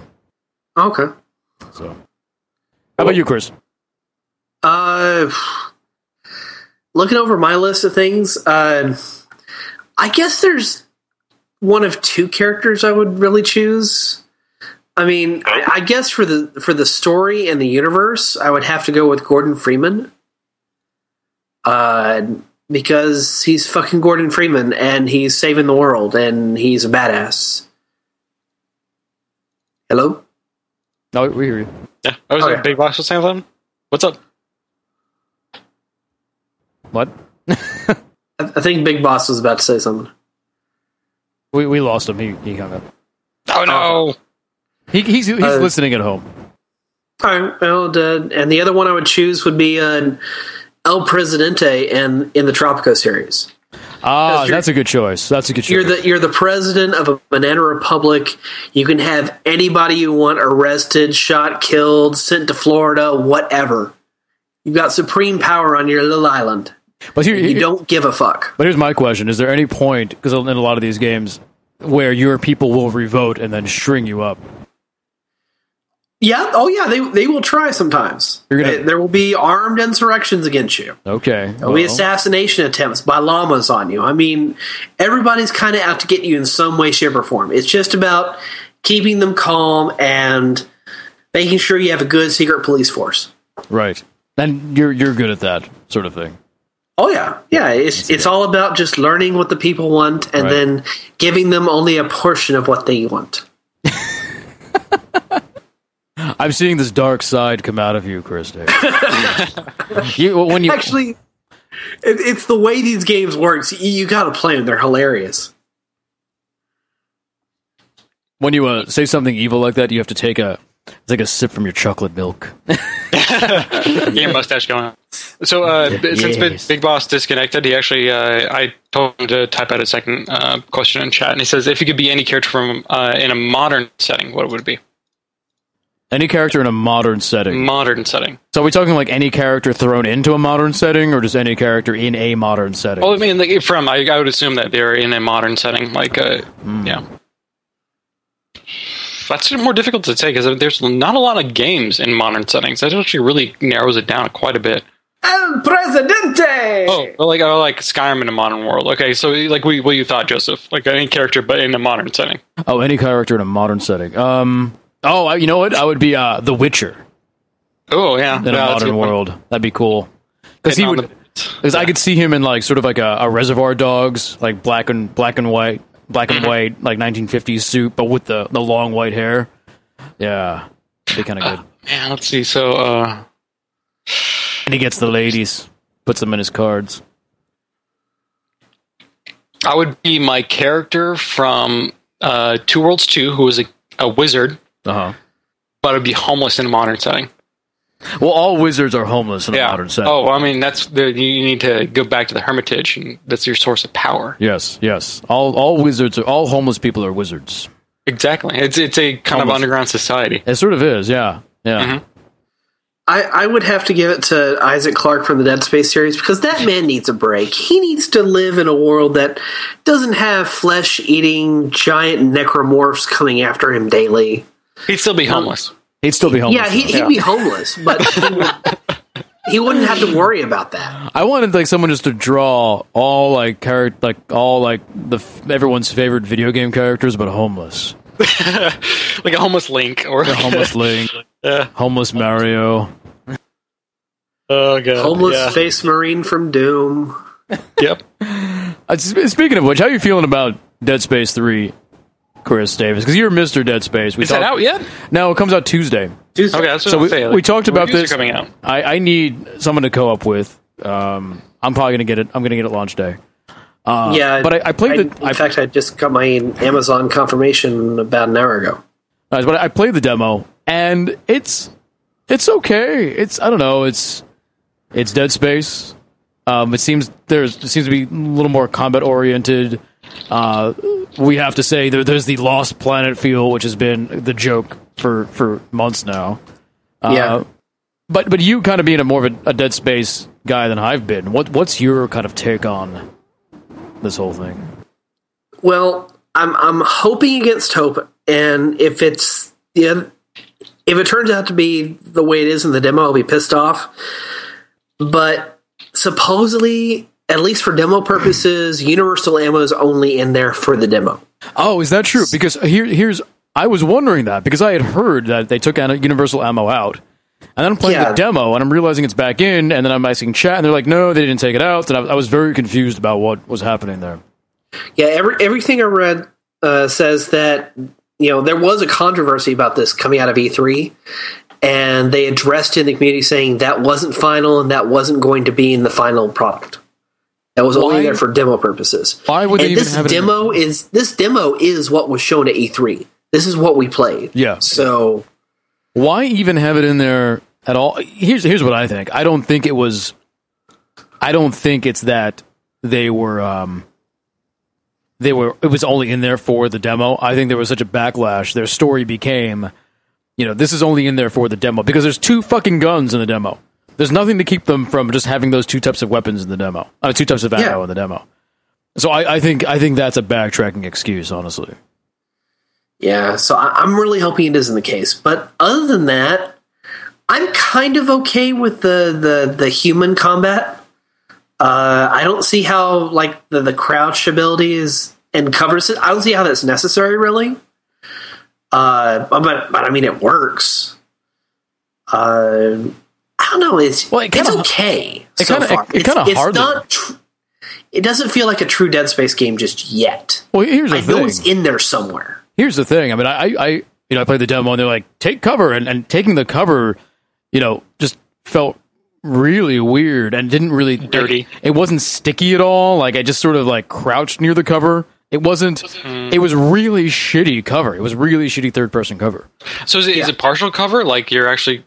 I never liked this about the whole idea of cover system. That implies that dudes with guns are going to be shooting at you, which does not belong in Dead Space. That's what's happening here, though. And it's exactly what's happening. But is it one of those covers that you actually are covered, completely covered or partially covered? I think you're partially covered sometimes. I mean, you go up to cover. I think you pull the left trigger and it locks you onto it. Exactly. And then you can kind of peek out of cover sometimes to aim, but then you're out of cover and you have to click to it. It's really strange. It doesn't, and how in normal games when you stick to cover, quote unquote, you actually stick to cover, and then you feel like you're against that plane. Exactly. You feel like you're in cover mode. I never once felt like I was actually in cover in this game. And one of the interesting thing is you're right. I mean, the idea that there is a cover system implies that dudes are going to be shooting at you. You're going to be having these long range shootouts. But both times in the demo, both instances, maybe there's 3 instances. There's 3 instances when you're fighting other people. It's never kind of a straight fight because there's necromorphs getting in the way as well and attacking everybody. Right. So it's kind of an interesting situation. If they keep it like that and then keep it sort of at a minimum, I can see it being okay to a degree, but I don't. For something like Dead Space, I just don't feel like they needed to go there at all. Personally, I don't see the humans being more than 20 or 30% of the game, really. Well, you would hope. I mean, so. I see a vast majority of it being about the Necromorphs, because I mean that's what this story is about. It's about finding the origin of the Necromorph Scourge and eliminating that marker that's responsible for it. And I hope you're right, because I'll tell you, Brad was playing a bunch of Dead Space 2 on the feed on Friday. Yeah, I was watching. And I played that game and I enjoyed it. And watching Brad play it again, I want to go back and play it again because that's a pretty decent game. I mean, I think people had some issues with it, but that's a really well done, beautiful game. I mean, on PC, it looks absolutely gorgeous. Absolutely gorgeous. And the fact that Dead Space 3 won't have HD textures on the PC, that the textures are going to be almost... What? Yeah. Dead Space 3 on the PC will not have HD textures. It will have the same... Did Dead Space 2 have that? Yes. What? Yes. Yeah. Bullshit. And I'll tell you what, Dead Space 3 on the consoles looks kind of poopy. It does not look very good. Well, Dead Space 2 on the consoles look kind of poopy too. No, it did. But I mean, Dead Space 2 on the PC looked unbelievably gorgeous with a really high frame rate. And now Dead Space 3 is just it's not going to have HD textures on PC. It's I don't bizarre. see this. I don't think it'll be that big of an issue. Plus, there's a modding community out there that'll fix that. So true. I guess it just seems bizarre. Again, there's nothing holding Visceral Games back from doing a patch later on that incorporates all HD textures. But I mean, they make textures HD and they downscale them. That's how you do it. Why wouldn't you just put them in? Like what? Probably because they're trying to do a day and date release for all the systems it's going to be on. But they're already there. It's easier to work, and when you're creating textures, it's way easier to work in the higher resolutions and then scale it down. Yeah, it really is. It's just there's no reason not to work in the highest resolutions, especially if you're trying to gear your team up to work for a next gen console. You do not want them to be working in just fucking standard def textures. They need to be ready for this shit. If they aren't, what the fuck? We're gonna get new consoles this year. They need to be working on new titles for the new consoles like now. What's so strange is that they're kind of fucking with both the PC people and the console people. So it's like, oh, PC people, you love HD textures? Yeah, we're not going to put those in. Oh, console people, you hate microtransactions? Yeah, we'll put those in. It's so fucking backwards. It's just bizarre to me. I don't know. This may not be the case. Maybe this is just me, thinking out loud, but it doesn't sound unreasonable that Visceral went to EA and said, yeah, let's do the same kind of port we did for Dead Space 2, and EA said no. We will not fund that. That's a possibility. Maybe it was Brad that was saying that I think one of the reviews for Dead Space got leaked. Was a Game Informer review of Dead Space 3 got leaked, and they gave it a 7.7, I think. Can someone in chat... How does a review get leaked? Something got leaked. I heard a rumor about that.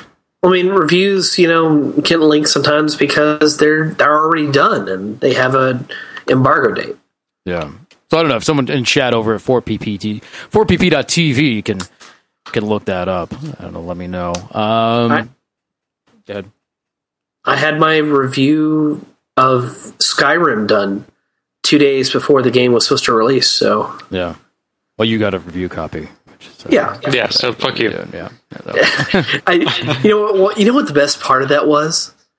I put over 45 hours into that review, just playing the game, and then people were chastising me, saying, 40 hours, that isn't even enough to breach 10% of the Skyrim experience. You can get a feel enough in 45 hours of a game. You can beat the game in like 2 hours. Yeah. Okay. So real quick. So Disruptor 486, a subscriber over at 4pp.tv, has the link for the leak. It was the Game Informer score, and see, it reads here 7.75 out of 10 is what it looks like the score is. There's really no context. Wait, here we go. Wait, game's praise some parts of the game apparently not as polished. So one of the quotes, and this is totally from a leak, so who knows how much clout this is. But a quote from the Game Informer article says, the general atmosphere of the game is not nearly as creepy and terrifying as previous games. And then they go on to say, with the human fights feeling tacked on and badly played out, co-op at least is fun, but feels different than the typical experience. Stop, Joseph. According to Carlos in the chat at 4pp.tv says, update, this score is fake as confirmed by Game Informer's Andrew Reiner on Twitter. All right, see? Breaking news here. That 4-player network. Well, Yeah, I wonder if it's higher or lower. Well, that's the thing. What if they're like they're erasing it right now with a giant eraser? It's actually 7.6. Oh, says it's actually 7.6. Lol. Right. Yeah, that's no. So we'll see. Ugh. That'll be interesting. All right, let's take another call here. Because we actually have 4 people on hold. So if people are calling up and not getting through, maybe it's because we're like at our maximum or something. Okay, this is going to be number 6605. Number 6605. I'll mute you here. Hey, 6605, you're on Cocktail Time. Or not. Hello? Hey, what's up? What's up? How you doing, man? Really? We can hear you. Who are you in chat? I'm Victus. Oh, okay. Hey, what's up, man? Yeah. It's Victus. We know Victus well. He's been here for a long time. What's your question or comment? I actually forgot. Yeah. That's what happens.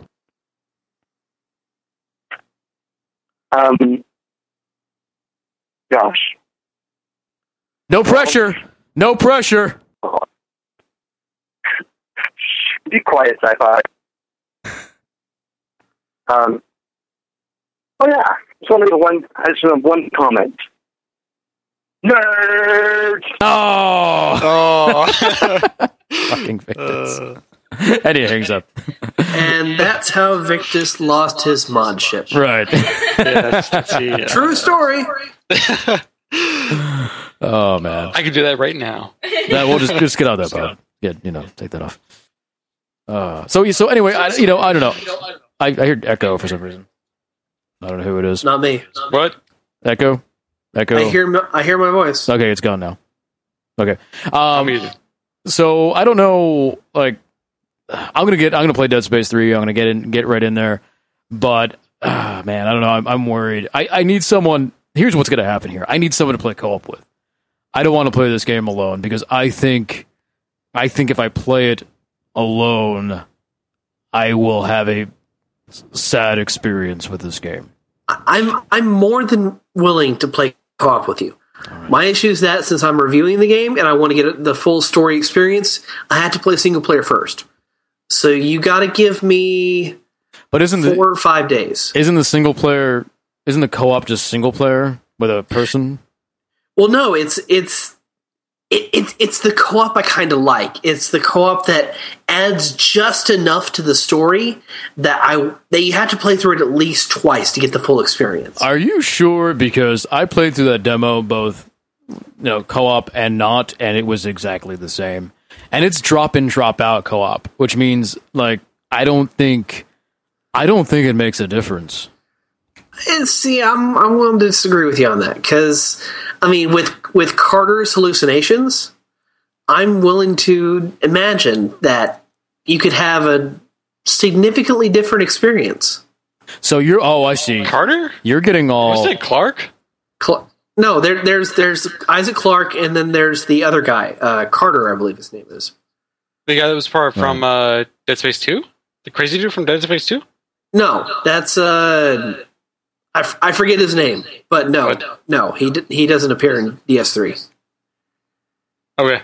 I'm still working on Dead Space 2. I actually probably have to restart it because I'm like... Carver, I'm sorry. So are you suggesting that perhaps your co-op partner is a manifestation of Isaac's, hallucinations? I think that could be really interesting if that was the case. I could see that if they did stuff. I mean, honestly, I think they can do some pretty interesting stuff on the sides of both players if they went with that angle. And you're never quite sure, like Isaac is never quite sure if the other player is really there, and the other player is never really sure what, if Isaac is there. That might be the plot twist. I think I just found the plot twist of Dead Space 3. I think I just spoiled the whole thing for everybody. Yeah. There could be entire sequences in there in which Carver starts seeing necromorphs everywhere, and Isaac's character looks like a necromorph. So, I mean, that could really be a fucked up sequence. Right, so you start attacking your own co-op and stuff. Yeah. See? So what's going to happen is that we're going to play Dead Space 3, and none of that shit's going to happen, and we're going to be disappointed, because now we put the bar too high. I'm willing to ruined hope. And Bob, you need to hurry up and fucking beat Dead Space 2. I checked your achievements the other day, and it said you're only past the school. Jesus Christ. Yeah, no, I need to. I just need to fucking restart the game because I'm only about like 3.5 hours in. Overly attached girlfriend about Jesus. Yes, it's an abusive relationship. So I really need to just fucking go back, just restart the entire fucking game because there's really no point for me to continue my save point because I have no money. No ammunition. Apparently, I fucked myself. I don't even have. I have the starter armor for some reason. You never upgraded. No. Apparently not. I'm like halfway through the game. Jesus Christ! Fucking hell. Oh, I'm almost done with Dragon Age. I was actually going to pick up Dead Space 2 after that, but I also have Far Cry 3, and I still haven't beaten Dishonored. You got 1 day, Bob. 1 day. 24 hours ain't enough. Dishonored. Way too fucking busy. Yeah, I know. I understand. It's all right. All right, we got to take a break. We're like super late for a break. So we're only about half an hour late. I don't know. All right. Thanks, guys, for watching for 4pp.tv. We're going to take a 10-minute break, and we shall be right back.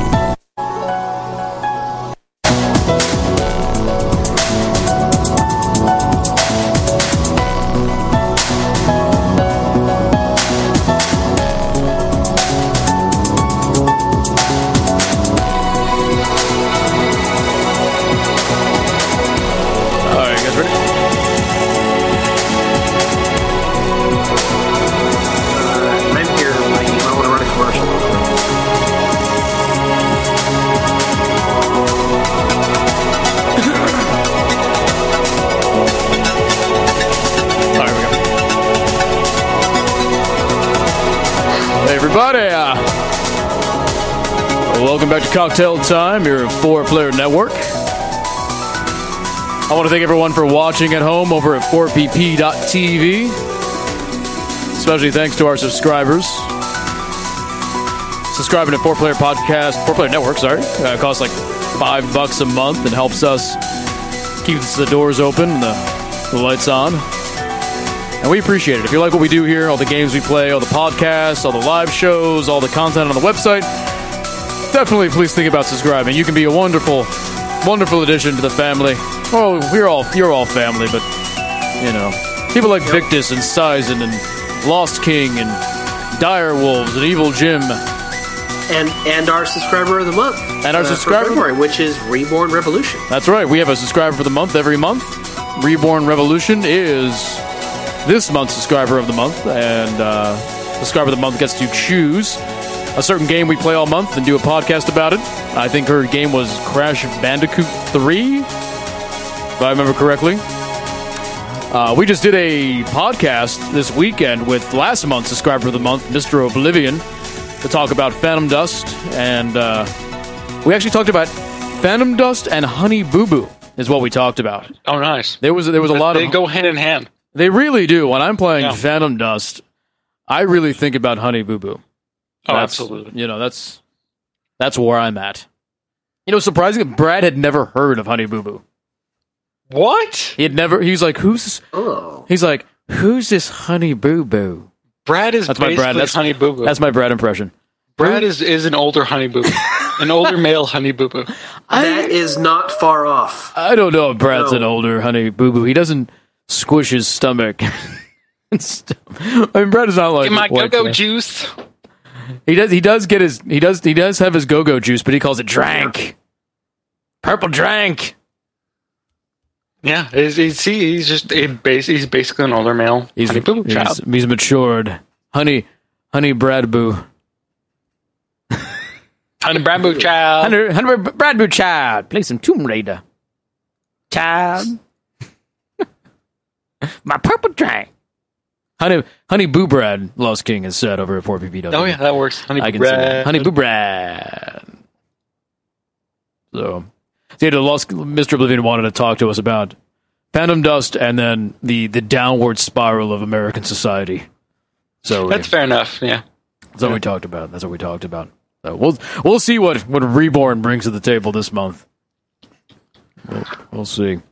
All right. Where were we at? We were talking about Dead Space 3, and I guess I wanted to talk about a couple of things I've been playing. I'm not going to start off on PlanetSide. We'll get to PlanetSide 2 in a second, but I wanted to talk about, and you guys probably did this, I played a bunch of the Metal Gear Revenge thing.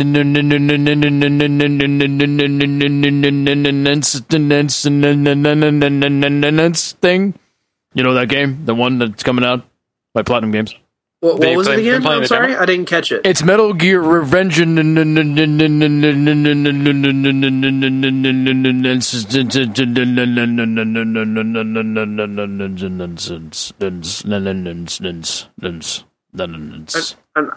sorry. You're breaking up. Can you? I don't think chat heard it. What was it again? It's very simple. It's Metal Gear Regen. You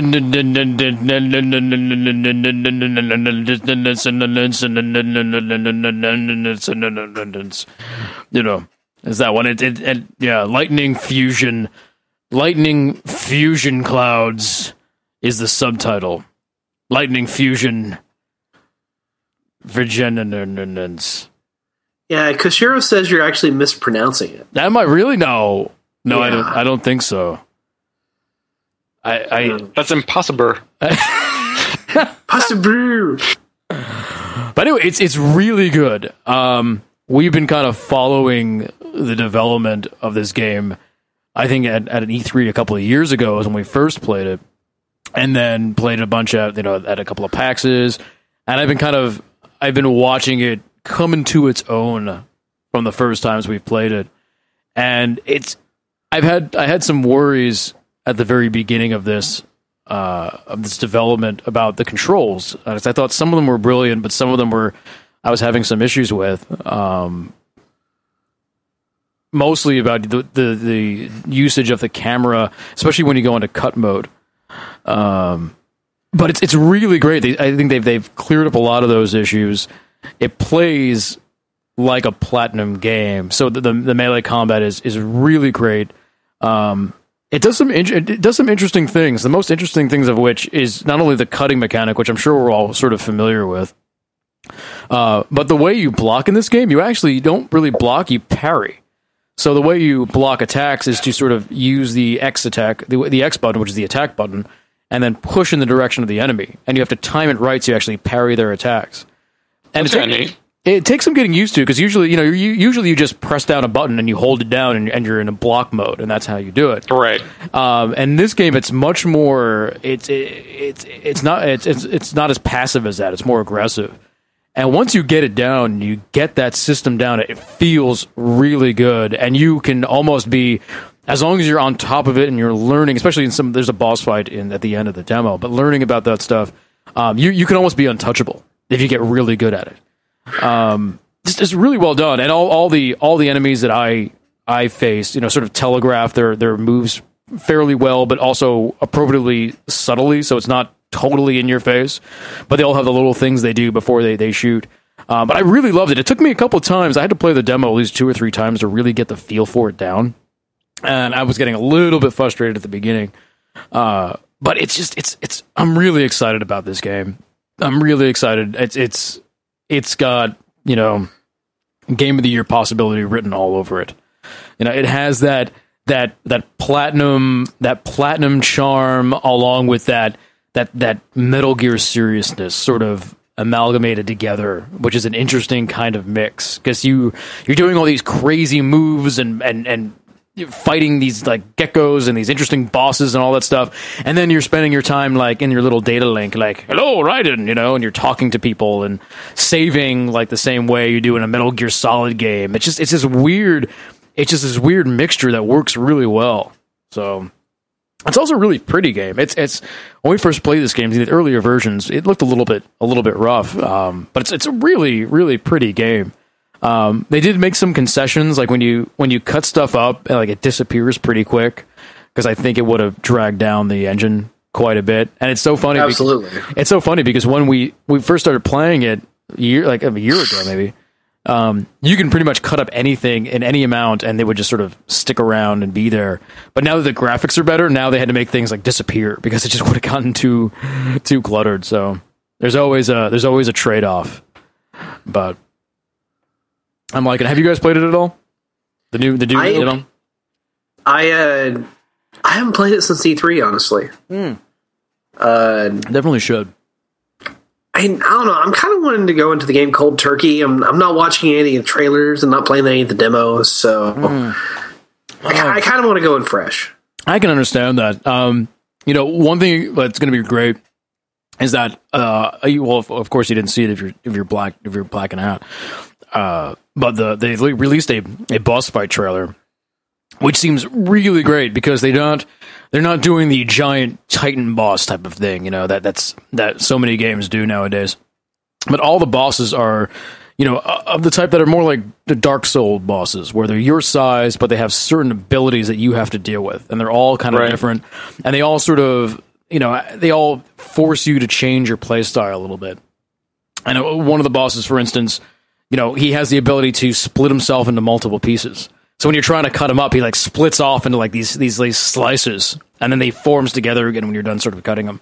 So just stuff like that. Just it seems like they're going to be very intelligently put together boss fights that I'm looking forward to. I wouldn't be surprised. Yeah, I mean the boss fight at the end of the demo is a sort of dog-like creature, and it's more about, in the demo, the boss fight's much more about learning the patterns and learning the rhythms. But I think that's appropriate because I think even at the end of the demo, you're still kind of getting a handle on your most basic moves. And, defeating that boss at the end of the demo is basically all about learning his moves and learning how to parry and getting it down how to parry. So, yeah, I don't know. I'm looking forward to it. Yeah, and I definitely am too. This will be I think this might be my first actual Platinum Games experience. Really? You never played Bayonetta? Never played Bayonetta. Really? Okay. Never played Vanquish, was it? Vanquished was a Platinum Games, right? Platinum Games. Never played Anarchy Reigns. Never was interested in Mad World. I don't know. This will be my first experience, I think. Yeah, I didn't play Mad World. I didn't play Anarchy Reigns. Not many people did. But is it just, are you not that type of... Because Vanquish, it's sci-fi. So I'm surprised you didn't jump on that. No, I mean, the gameplay looked fun. It's just one thing I never got around to. Okay, yeah. And it's pretty much the case with all their games. I don't know, I never got around to Bayonetta, never got around to Vanquish, Anarchy Reigns, and Mad World, and I don't know, they didn't really grab me, but yeah. A new Metal Gear game, it's character action based on Raiden, I have to play this. Yeah, that's great. So I think you should definitely play Bayonetta at some point, only because it controls so well. You should play a game that controls as well as that does. Because it will give you, it definitely raises the bar for what you will then expect out of games to a degree. So even if you don't even have to fucking finish it. Just get a feel for how those controls work and how beautiful that game plays. It's definitely worth it just for that experience. Actually, Metal Gear Rising I want to play, and then their other game they got coming for the Wii U, Wonderful 101. I want to give it a try at least. What is it? The Wonderful 101? Oh, yes. Wonderful. Yeah. Do you have a Wii U? Well, I won't technically, but my roommate informed me the other day that he is getting a substantial amount back in his tax return. Mm-hmm. So he's going to buy a Wii U first thing. So Obama is buying you a Wii U. Yes. Barack Obama is going to show up with your Wii U. Well, he's paying me off for voting for him. That's right. That's what he's done. He's paid off the little people. I'm still waiting for my gift back. I received a note late October, said, Chris, I need you to vote for me. I promise you a Wii U in your future. I want to thank you for your vote. I'll be getting you a Wii U. I'm still waiting for. Sounds good to me. I'm still waiting for my gift basket of porn, but we'll see.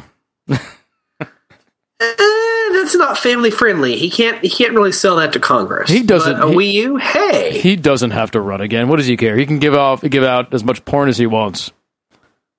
It's not against the Constitution. Actually, there probably is something in the Constitution. You think so? I don't think there was any porn. I don't think there was any pornography back when the Constitution was written. We're giving away gifts like that. Do you think there was? Like, what the founding fathers had their stash of porn? I mean, like, what would it have been? Like, ankles are us. Like, ankles today. Big, big calves. Ooh, look at that. Big. So there was the first camera photography was in the 1820s. Uh-huh. Oh God! Why? So am I the 1820s would be the limit for the. Now this show's going somewhere. Yeah. Calves today. So the Declaration of Independence was 1776. So This is the first. Photography was not invented until already the United States had been established. Right. Correct. Yeah, so the Constitution had already been written by the time photography wasn't even a thing. Drawn pornography might have been still... See, that's what I'm thinking. Like, it's drawn pornography. Yeah. And very descriptive. Very descriptive. Oh, yeah. Oh, absolutely. She took off her fourth layer of clothing. Only 6 more to go. Of course, on Wikipedia, we have an article on the history of erotic depictions. Oh, okay. And it's actually fairly lengthy. But if you scroll down to photography, there's a sublink for history of erotic photography. Oh, okay. Let's see. But what Bob already mentioned, I'm interested in what kind of porn the founding fathers were into. I mean, I guess slave porn, but that's just taken for granted. They were into that. Thomas Jefferson especially was into the chained ladies. Chained ladies of the night is what they called them, I think. So is that slave porn or is that S&M? What was the first one question? Is it slave porn or S&M? Was it slave porn or S&M? Well, they started hand in hand. they started the first master slave relationships. Yeah, that sounds like standard porn back in the 19th century. It's BDSM in its purest form, I guess. So I wouldn't really call it pure. I mean, that sounds racist to me. not pure, but it's. Are you a white supremacist? Am I a white supremacist? White supremacist. I'm a white percenticist. I was trying to say purist and supremacist at the same time. Oh, I see. Yeah, like the Puritans. Pure supremacists. Persimmons. I don't think there would have been. No, there had to be. No. If there was men, there was porn. It's the type that it's the form that it came in. I think you're right that the founding fathers probably like drawn to porn. Well, from what I'm reading, it started in at least 1835 as far as photography happened. Okay. And evidently in 1838, pornographic 15 years after the stereoscopy camera was developed? Wait, 15 years after the camera? No, yeah. I don't believe that in a second. 15 minutes, maybe. Well, no, you have to realize Hey, shit baby, was I got this magic expensive film. back in the day.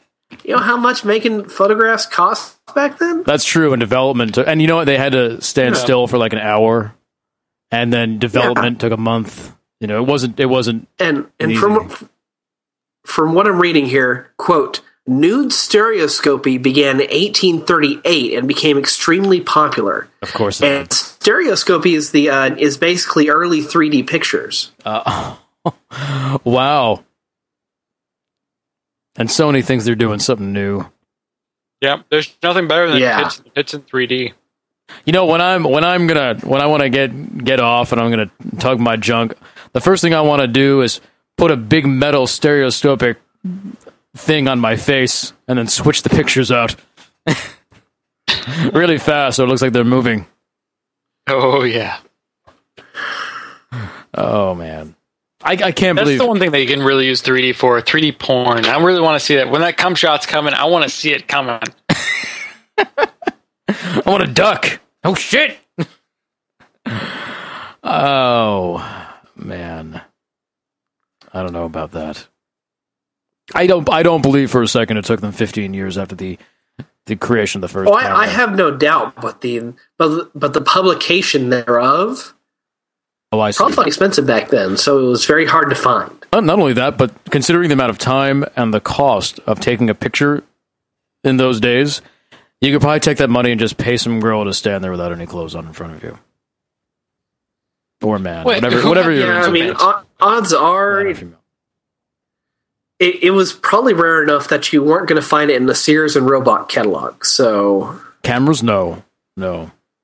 Like there was probably maybe 5 cameras until like 1830. They were owned by the government. So, all right. Wait, what's that, Bob? What? Oh. I'm making noises. It's because everybody's turning into robots every once in a while. We should take another caller. Oh, we can do that. Let's see. Hold on. Let me get to my screen here. Okay, well, this is a weird one. Okay. We're going to take a caller now. This is a weird one based on a number? I guess so. It looks strange to me for some reason. I don't know. It might be the vodka. Is it 8008? No. So this is going to be number 3642. All right. Unmuting. There we go. Caller 3642. You are on Cocktail Time. What's up?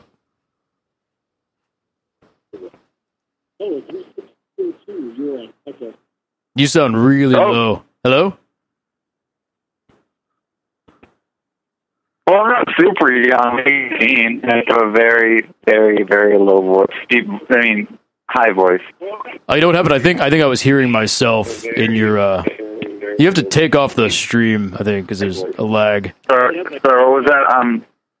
Well, yeah, my phone's kind of shitty. Oh, that's cool. What's up, man? Can't even understand you. I said, what's up? What's your question? Can't even understand you. Nothing, dude. I didn't know I needed one. You don't. We could just shoot the shit. I didn't know I needed one.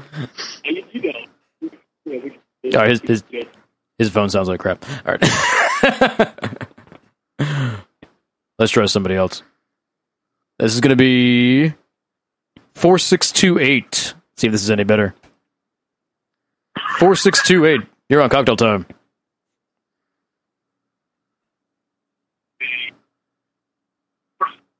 Hello?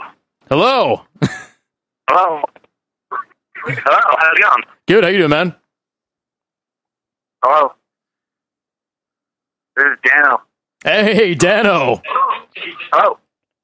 We know Dano. This is Dano. Hi, how's it going? Good. Do you have any questions or comments for us today? Huh?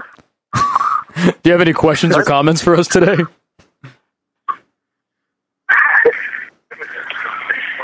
Any DLC that you've played that is like blowing you away? Oh God, I've seen a bunch of your people in the chat. Sorry. Hello? Yeah. What about DLC? Any DLC that you've seen in like a trailer, but when you played it, it's like a like, sorry. I think Dano's high. I don't know. I don't know. That's possible. So, I'm kind of nervous. it's okay. We're nervous too. I'm always nervous. It sounds like his family's being slaughtered in the background. I think that's probably what's going on. All right. All right. So Dano, if you don't mind, please type out your question in chat because we only heard like the first half of it. We heard something about DLC, and then there was the sound of slaughtering goats and whatnot in the background. So. Yeah, Carlos in chat says could have called 911. Called Cocktail Time instead. Good man. That's and then we'll call them. Oh man! All right, so let me talk about this PlanetSide 2 update. So, oh gosh, I know. I'll try not to make this too long.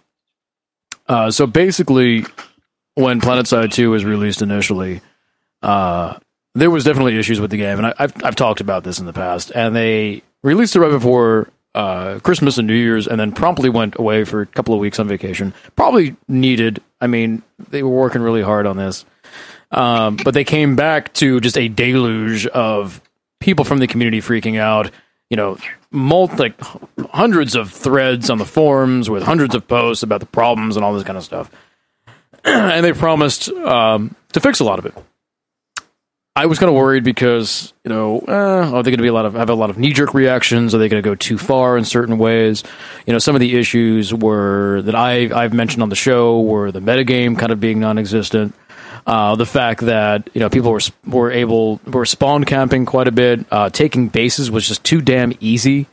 It just me and my outfit would basically walk into bases sometimes and just take them. But anyway, they released an update. They released a few updates previous, just sort of hot fixes. But this Sunday was the first major update with a whole bunch of stuff, and it is comprehensive. I can't go through all of these updates, all of these changes, because it is just the list is huge. We'll be here all night. But a couple of things that came, shot out to me right off the bat, and especially when I played today. was basically they fixed the bases. First of all, bases are much easier to defend now. You can no longer just sit in a tank or sit in a Liberator and just bomb into the windows and bomb into the spawn points. Everything has been redone. Spawn points are, you can't really spawn camp anymore. They're easier to defend. The walls and of all bases and the ledges of all bases now have more protection. So you can't just, it's not like you go outside to get to another area or get to a gun, you're immediately going to be gunned down. You have a lot more protection. They've added, I think for some of the bigger, like the AM stations and whatnot, they now have tunnels that go from the internal spawn camps, internal spawn rooms underground to the walls. So you no longer have to run across. Cool. Yeah, you no longer have to run across the courtyard and just be mowed down by tanks and whatnot. So what this has done, just that one change alone has done two things. It has it has allowed an easy way access to the walls, which is some of the best places to defend your base. So as you're coming toward a base, you're fighting these people who are on these well protected walls, taking shots at you. It's almost like old school medieval combat at that point. And what it's also doing is it's funneling people to the wall guns, the engineers and the people to the wall guns. So people are manning the wall guns a lot more now, and manning them much better and healing and repairing them when they're going down. So you can't just drive up to the wall anymore. You actually have a fight getting to the bases. And what that has done is has sort of pushed out the battles further away from the bases at times. So now just getting to a base can be a fight. And that has slowed down the Zergs quite a bit, at least in what I've played. Actually they developed a no man's land now? Like there's actually a section of an area around the base that's actually where you don't want to be because you'll get mowed down. Exactly. Yeah. Nice. And there's cover and stuff that you can get to, but just being around the base is now dangerous. Whereas before you can just run up and you'd have to maybe worry about the errant enemy trooper or something like that. So is this change just because I'm thinking about the different types of bases they have? There's the bases that don't have any walls or any defenses. There's the bases that have the big walls, and they have the force fields in place, right, where you have to take down the generators to get into. They're the kind of the bigger bases that have the big outer wall, outer perimeter with the guns on it, and then the inner kind of a vehicle port is basically what's inside there. And then there's the biolabs, right. So how did it just affect the kind of the big base with the vehicle port in there, or is it does it also affect like the biolab and the other types of smaller bases? It affects everything. So the biolab, what they did with the biolab is those big doors, like you by the landing pads, by the air landing pads. Right, exactly. That's pretty much where you got in. Yeah, those are smaller now, so that it's a lot harder for flying vehicles just to spam missiles into that area. For smaller places, for the smaller towers, the ones that are smaller towers that go right up and then have the 4 vehicle platforms on the sides, those still don't have walls, but those ledges that go around now have better fortifications. So you can actually hang out up there and not be just mowed down or sniped very easily. So they've done a lot of stuff like that. Just walking around, finding out how things are laid out now it's all different. Like there's very few areas where you can just shoot into doorways, because now they have little walls set up in front of the doorways. So now you have to actually go around, which makes defending bases much easier and has elongated the battles. I mean, we were playing some battles today that were just going on and on and on. We were trying to push in, and it was taking a couple of hours, and that's how it should be. Taking bases should not be an easy thing. And before it was too easy to do, and now they've added in this level of difficulty. So I'm really happy about that. That was the number one, the biggest change, and I think the most important change is that it's going to slow down the rolls. It's going to be a lot harder for an Empire just to roll a whole area. All like bam, bam, bam, bam, bam. You can actually be, and I saw it happen today. You can be pushed back to your spawn point. And then from there, if you have enough people pushing out, get out of there and start retaking the base again, which is fantastic. Because before, if you were stuck in your spawn, that was it. You might as well just log out and go somewhere else because your base was gone. So I'm really happy about that. That's a really important thing. Let's see, what are some of the other stuff? So the XP system has been completely redone. Oh, we have Dante's question. Hold on. We've got Dante's question. Bob Webb just put it Dante, in. Dano. I'm sorry, Dante. Dano. Sorry, Dano, Dante. It's same thing. We're just gonna call him Devil May Cry from now on. Let's call him. Let's call him. That's what I'm decreeing. That's exactly what his name is. Is there a way we can go into the back end and just change Dano's name to Dante? Yeah, on the site, I'm certain we can do it. We can do that. Right. Yeah, I could totally change his name to Danto. We should probably do that. We should punish him for being such a bad caller. Change his name to Dante. So here's Dano's question. Any DLC you played that you weren't too hyped for, but when you played it, it exceeded your expectation and you enjoyed it. God, that's tough because if I'm not hyped up for DLC, I just won't purchase it. Yeah, exactly. You know, it's like it'd have to be gifted to me, or it's something I have these extra points and there's nothing else I want to do, and I'm bored tonight, so maybe I'll try this out. Let me think about that. I mean, there's definitely DLC that goes the other way, where I was hyped about it and then ended up not being very excited about it. Dawn Guard is actually an example of that. I can start you off if you want. Go for it, Chris. My best example that comes to mind is Minerva's Den from BioShock 2. See, here's where you're going to get yourself in trouble. Is because I thought, I've never played that. Okay. But, I'm sorry. You know what? Never mind. Go ahead. Never mind. I don't know what I'm talking about. All right. Well, I heard a lot of people like that one. They do. Yeah, but I really wasn't excited. I was thinking the other way, that he didn't like it, so that's why I was for a second. No, I mean, they were describing it as a self-contained story. It had nothing to do with BioShock 1 or 2. It was supposedly like a mini BioShock experience. I was like, oh, okay, well, maybe they'll do something interesting. Maybe I'll get a few achievements out of it. But I played it and I really freaking enjoyed it. Yeah, no, everyone raves about it. I mean, that it was a pretty dang good little. It was probably a better BioShock experience than BioShock 2 was. I thought the story was pretty decent. I really enjoyed how they did all the different little environments, give you all these different little tastes of Rapture, but never giving you the whole product. Right. Just enough for a good 3 to 4 hour experience. Mm-hmm. So, I mean, I was really surprised. I was very pleasantly surprised. Nice. God, I'm trying to think of anything, because I'm not. I mean, people here at the site at 4playernetwork.com have seen, my year-end shows, at least 3 or 4 of them now, maybe 3 or 4. Yeah, 3 or 4. And every time we get to the section where we have to talk about the best DLC of the year, I'm always left with, I played 1 bit of DLC. I played 2 bits of DLC. I don't normally go back, and do that stuff. So I can't. I don't even think I have an answer.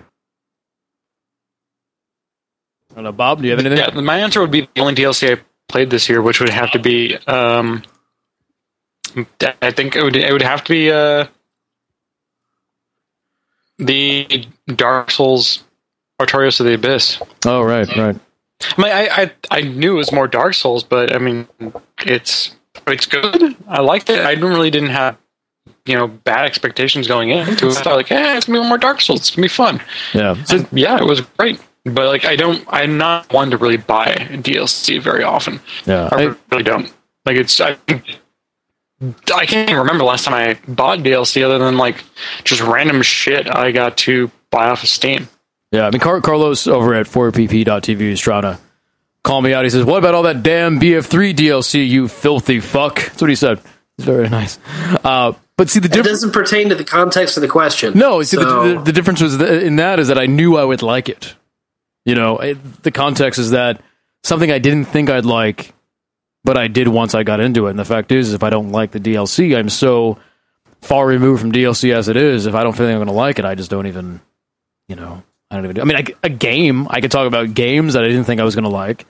That it blew me away. And maybe didn't even blew me away, but that I really enjoyed. I think Two Worlds 2 is one game I went into knowing I was not going to enjoy it, and got pleasantly surprised with a lot of things about that game, including the really great card magic system that they had in that game, which I haven't really seen done as well since, honestly.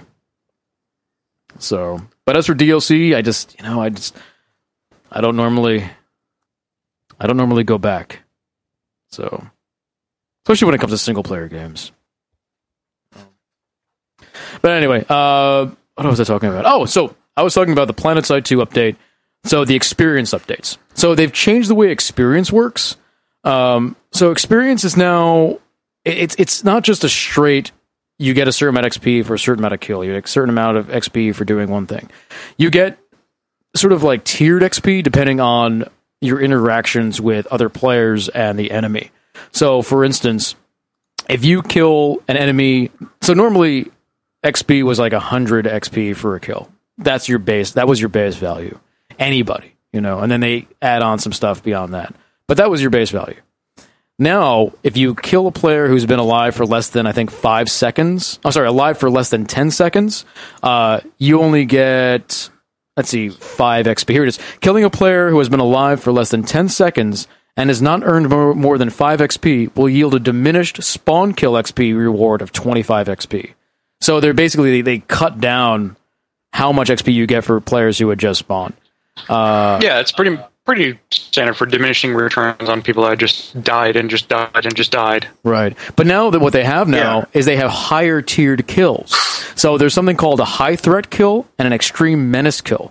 So if you kill a player that, killing a player who has earned equal to or more than 1,000 XP, but less than 2,000 XP, if they've earned that much, like you get a high threat kill off them and you get 150 experience points. So if they've been doing a lot of damage, you get 150.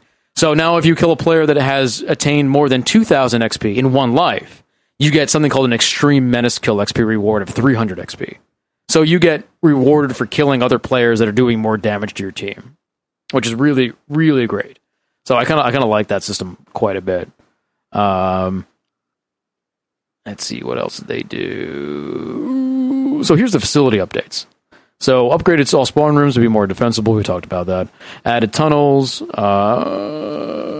Okay, so the jump pads add. They have the jump pads going around the towers. Bob, you know what I'm talking about? I think Bob is muted. Bob. What? Sorry, I was too. What are you doing? Are you playing? I was watching Carlos and Brad bounce. What's going on? The music was too loud. I thought you were playing Dragon's Dogma again. Yes. I don't have it anywhere here. It's in the other room. God damn it. Oh, okay. So the jump pads on the wall towers are now faction specific. So enemy soldiers can't get up there. Yeah. So enemy soldiers can't go up there and just be bouncing around like assholes, and you can't hit them. Now they can't use them. Now they're faction specific, depending on who owns the base, which is kind of nice. That makes I was kind of curious. Like when I was playing, I was like, "Oh fuck, I can use all these." And like, even though I'm an enemy base, it was kind of a weird situation to be in because normally they are locked down. Like I've been into games where like you can't use the jump pads because you're not part of the faction that owns it. But it makes sense they changed it. But it's also kind of I can see why people would be like, "What the fuck? I can't move around the base anymore." You shouldn't be able to. You're attacking. You should be using brute force and tactics to get into the base, not jumping around fucking jump pads like an asshole. So, but I mean, besides that, they added SMGs that are faction specific, so those are kind of cool, and just a whole bunch of like bug fixes and audio fixes. SMGs, like submachine guns. Yeah, they have SMGs now. Faction specific submachine guns. Yeah, so each faction gets their own SMG now. Which is kind of What's the difference between them? Why are they faction specific? They're just probably just different. I mean, they're just different models and stuff, probably. They just look different. One's purple, Bob. That's all it is. One's purple. One's purple, one's red, and one's blue. Okay. Yeah. Bam! Yeah, okay, right. Faction specific. Motherfucker. So then UI updates and all this kind of stuff. I would say if you haven't played PlanetSide 2 in a while, or you got in and were kind of like, I don't know, I would definitely implore you to try it again, because I played some fantastic battles today, and I'm liking where this game is going. And you guys know how I feel about PlanetSide 2. But Dead Space 3 is coming out, so I can't... I'm not sure if I can ever tell, really. What's that? What's that, Chris? I was saying, you just said you never talk about this game. You know, I never would have known that you actually enjoyed PlanetSide 2. I never really talk about PlanetSide 2 at all. So yeah. You know. Anyway, it is 10:10. If we have nothing else to talk about, we might want to put this one to bed. You guys have anything else you want to bring up? Fuck! Really? No, we got to talk about the February 20th thing really quick. Totally fucking forgot. Okay, so drink of water here. So a teaser was released this past week from Sony. At first, it was just the teaser, and it was just like, you know, the triangle and the circle and the X, and woo, you know, Sony's cool. And we were like, well, what is this? And there was some contention that, well, maybe this is, you know, a new console teaser. You know, it's kind of strange. And all of a sudden, they talked about February 20th and press conference and all this kind of stuff. And all of a sudden, it went from a very, very kind of quietish day to everyone freaking the fuck out because it looks like this is going to be the actual announcement of the new console on February 20th. Even Michael Pachter, the analyst, took to Twitter and said, you know, they're inviting media people, they're inviting investors. This means new console announcement. It's going to happen in New York City, February 20th at 6 p.m. It's interesting. It's you know, you can make the argument that perhaps the Wii U was sort of the first volley of the next gen of console wars, and you know, say what you will, but I don't, you know, Nintendo's kind of been their own thing for so long. I almost feel like they're not even part of that whole war anymore. You know, they're just doing what they do. But this is kind of it. This is kind of amazing, and you know, Microsoft has to be running around with their hair on fire right now. You know, I'm pretty excited. I don't think they are. I think they're ready for this. I have no frame of reference, but the thing that makes me think that is that there was no warning. I mean, this came out of nowhere. There was no leaks. There was no, you know, something might happen in a day or two, because that, you know, this was quiet morning, and then Sony brings down the fucking gauntlet. And, you know, getting the jump on these things is very important. And, you know, Microsoft, we're Microsoft. It doesn't matter. Water off a duck's back, and then under the bridge. We shall win this console generation no matter what. Release the hounds. But PS4 definitely got everyone's attention. Sony definitely got everyone's attention. But well, everybody's just fucking excited because, you know, it's finally the start of the fucking next generation. Something that should have happened 2 years ago. It probably should have. Yeah. But I don't know. I don't think Microsoft is at all really worried. You know what's kind of what's kind of funny is I almost feel like if anyone should be worried about this next generation, it should be Sony. You know, it should be Sony. They fucked up with the Vita terribly. They fucked up with 3D gaming. They fucked up with the Move.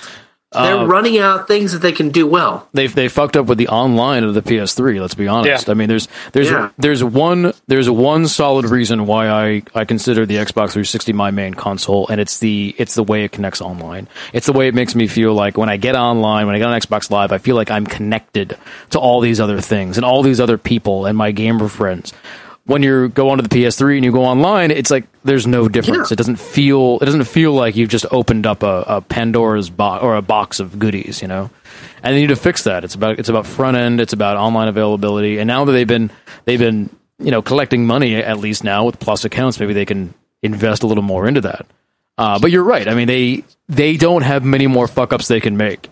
You know, Sony as a company is already hurting in a lot of ways. You know, TVs and, you know, and that's related to the economy. People just don't buy giant $4,000 TVs when they might lose their job in a couple of months. Well, yeah, I mean, it's the PlayStation division is the only division at Sony that's profitable right now. Right.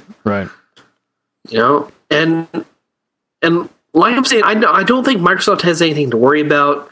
I'm betting announce the Horizon or the 362 or whatever the hell they'll call it within 30 days of E3. It's going to happen before E3. Oh no, it definitely is, because they all want to do their own press conferences. Because you know how E3 is. Someone announces something, and then in 2 hours everyone forgets because someone else announces something cool as well. You know, so it's we knew they were going to be doing their own thing. It's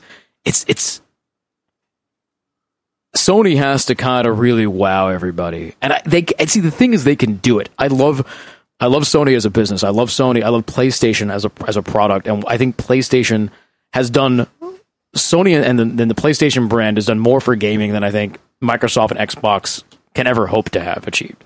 I think Sony has an attitude to where they are very much for the gamer and for the hobby of video games, and they're willing to do things like take chances on franchises or on projects like Heavy Rain or something like that, whereas Microsoft kind of takes this more holistic approach where, well, it's video games, but there's TV and there's movies and YouTube too. We want this to be the entertainment hub of your living room, and there's a Kinect, so make your kids dance around like fools. It's all right.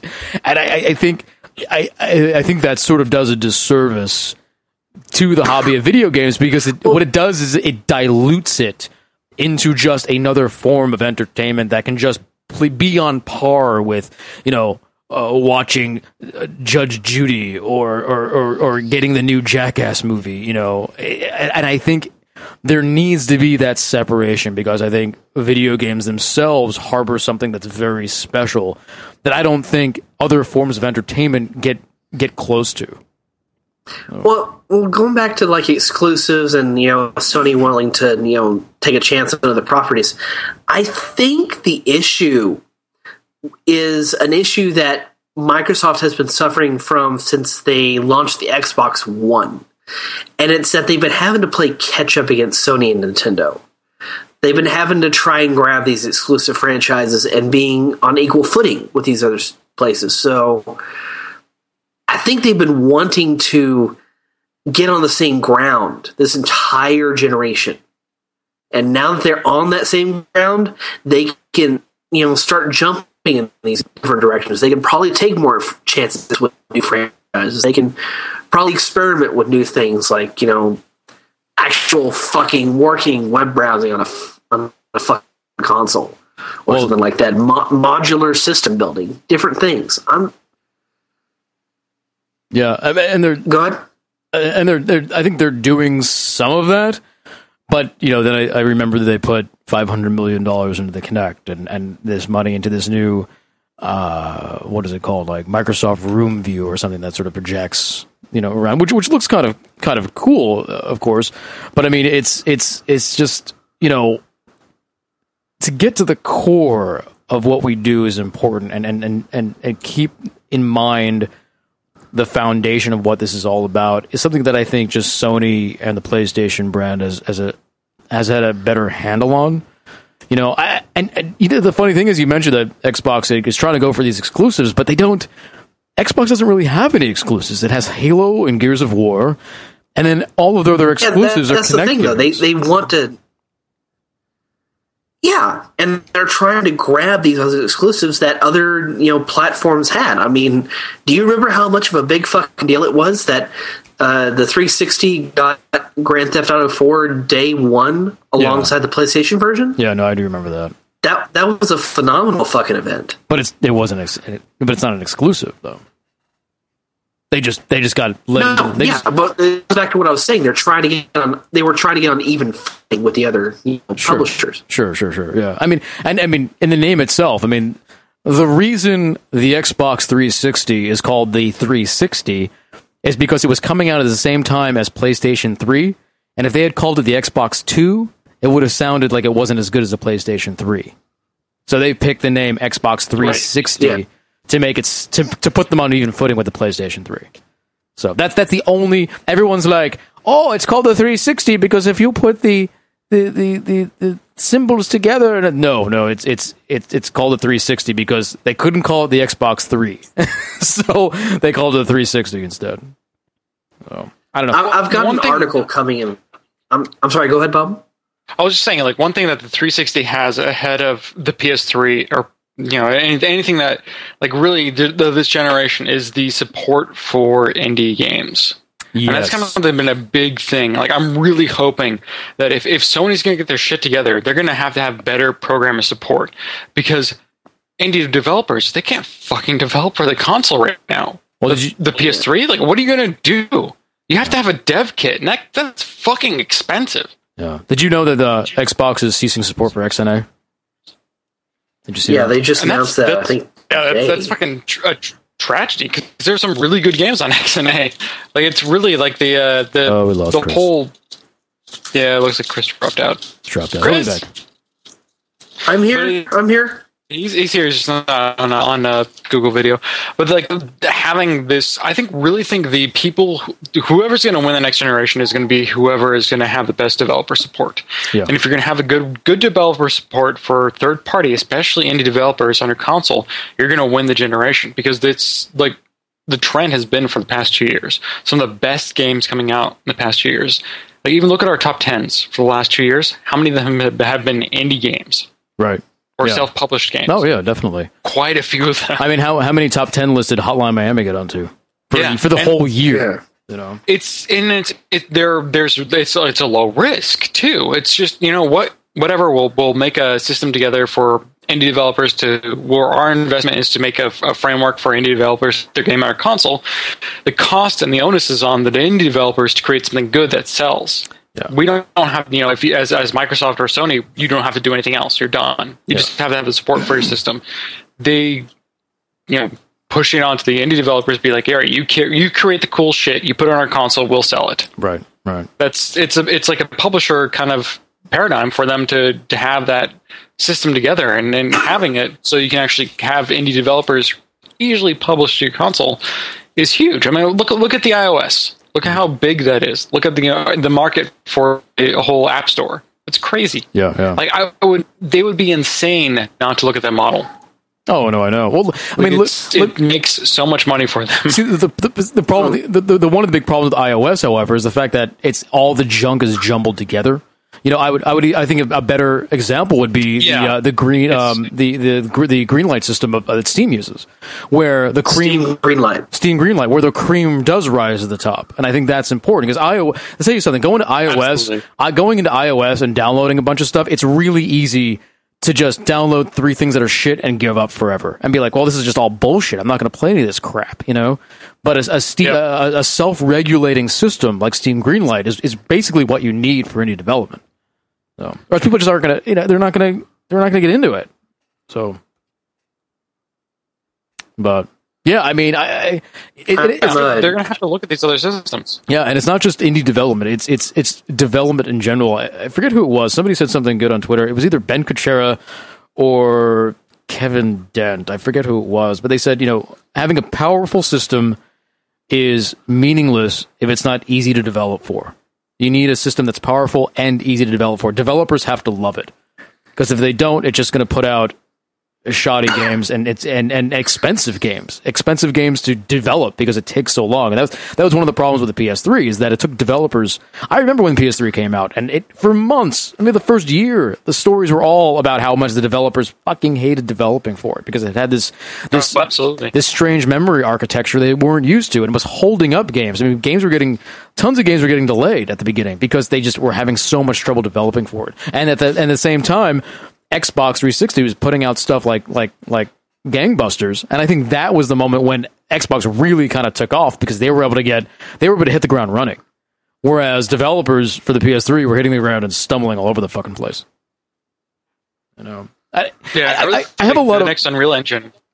That too, yeah. Having support for the next Unreal Engine on your console is going to be really key. Yeah. Now we talked about that. Since it's one of those frameworks that's really easy to develop for, and it looks phenomenal. It looks really good, and it's so easy to develop on. Like, I'm looking through it, and it's these tools didn't exist even 5 years ago. Yeah, no, it's a huge thing, and we've talked about how it's going to push development in a lot of great directions. I mean, only for easy development is a big thing, because money is finite, and if a developer doesn't need to spend a month getting the water to run right because it's already built in and it's easy to do, that's just a month they can work on things like artificial intelligence and other aspects of the game that maybe would have gotten cut otherwise because it just didn't fit into the milestones. So it's very important. And I think I'm excited for the PS4, because I have hope that Sony has learned from the PS3. and have taken it to heart. And you know when we're going to know if they have? We're going to know on February 20th. We're going to know during that press conference. Because if they start pulling out giant enemy crab and $599 shit, it's over. Like, you can just call it done. So, well, they won't do the giant enemy crab shit, but I'm almost certain they'll do the $5.99 bullshit. You think it's going to be expensive?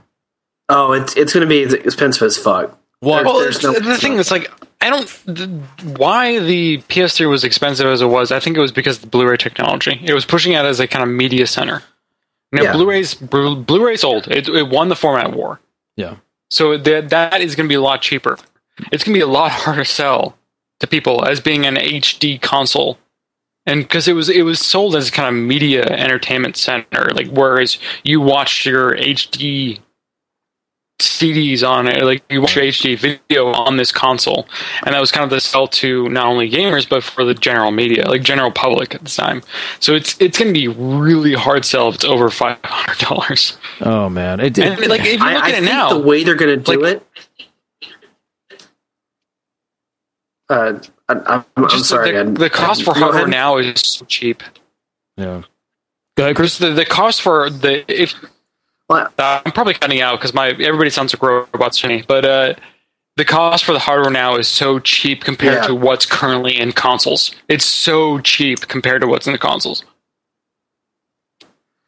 I don't think it's a question of technology cost this time around. I mean, Blu-ray's been out for 7 years. It's now pretty reasonably cheap to get a Blu-ray player or a drive or whatever. I think the issue is going to be software. And I think what you're going to see is Sony shift from their current model of the PlayStation Network to a full-on service just like Xbox Live. And they're going to charge money, and they're going to make you hurt for this. They might not make you hurt, but I think they're probably going to. I think PlayStation Plus is going to be the standard. Yeah. That'll be I different. think PlayStation Plus is going to be able to play online. Yeah, I mean, if you look at what you get for PlayStation Plus, I mean, it's practically the standard now. I mean, if you really get into the things you get, the demos you get, all that kind of stuff. If they're going to raise that price, I don't know. I think that's going to hurt people like us who have both consoles and need both consoles and need to get online with both consoles. That's going to basically double what we're kind of paying out. I don't know. I mean, it's going to be difficult for them not to just replicate the Xbox Live model, because it's pretty obvious who's been more successful in that department.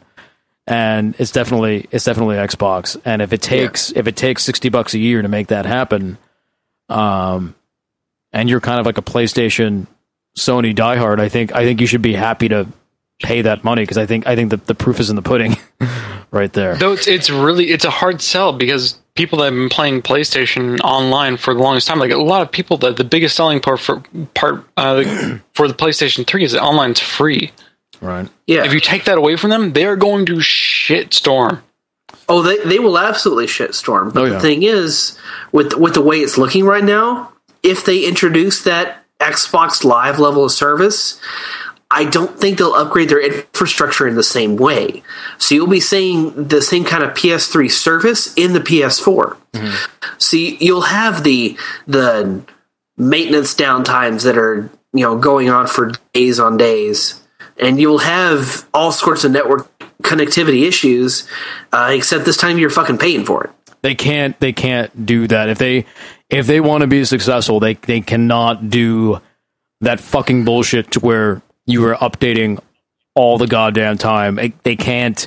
That can't happen anymore. It can't. It's like, no. I would assume I tried to play. they would Don't have see to them reroute not their network. doing it. I tried to play.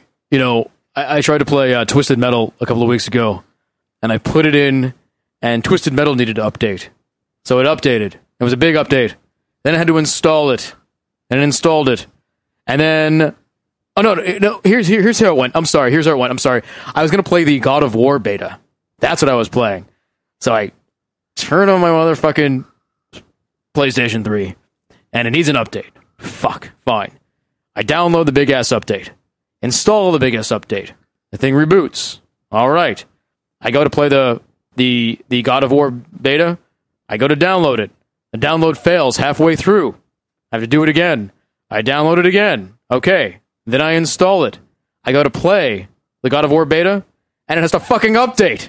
So I had to download the update and then install the update again. Why didn't I just download the newest version? Who knows?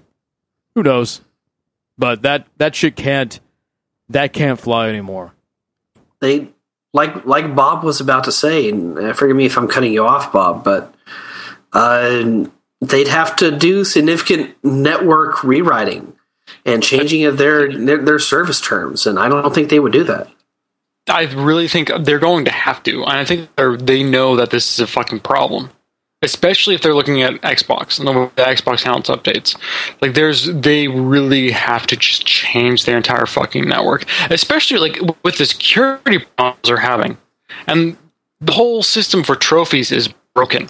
There's no kind of authentication going on there. People have been able to hack it for fucking forever because it was an afterthought.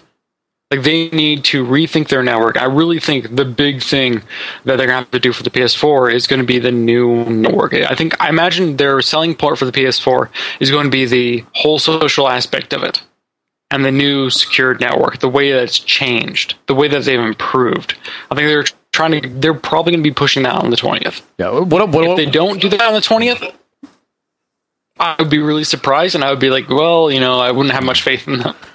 What they need to do on the 20th is they need to go through and almost like bullet point all the issues the PS3 has had, and then say, here's how we're solving these issues. Here's what we're doing now. They can't just be blowing smoke up their own ass for an hour. They need to address this stuff, because if they don't address it, there's no reason to believe it's not going to happen again. So. Right. See, that's the thing, though. I don't think they will. I mean, look at their most recent release, the Vita. That did not see a difference or update in the UI support, the back end of it. Sure. It was basically the same Vita OS. So, if you were going to see any signs of a new change in the PS4, you would have seen it in the Vita. Yeah. It depends. Like, I really think if the Vita's running on the same network as the PS3, then they may not decide to upgrade it because they have the existing infrastructure for it. Right. If they decided, we're going to start over for the PS4. We're going to have a new infrastructure for the whole network. We're going to have our own authentication servers. We're going to have our own systems for managing updates, upgrades, everything. Because space is cheap. I can see what they want to do. From a space perspective, I think they wanted to have you download each update, because they wouldn't have to keep patches for each version you had to download. Like, it would be just, it wouldn't have to keep the latest update. It would be like, this is the base update, this is patch.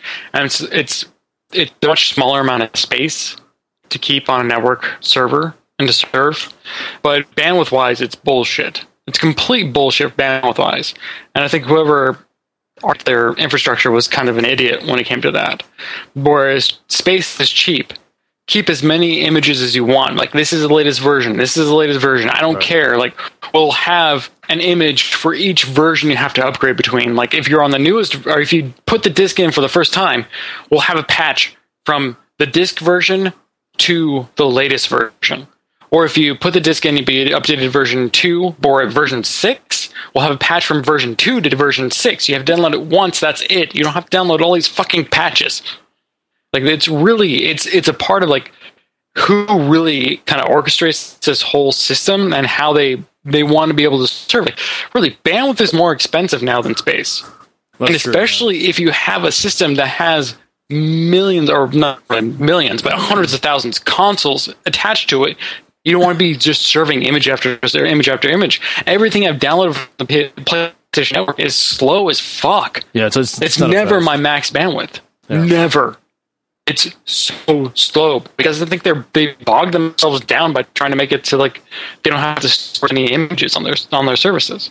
Right. I think that's one of the biggest core problems for their infrastructure, and they need to fucking change it.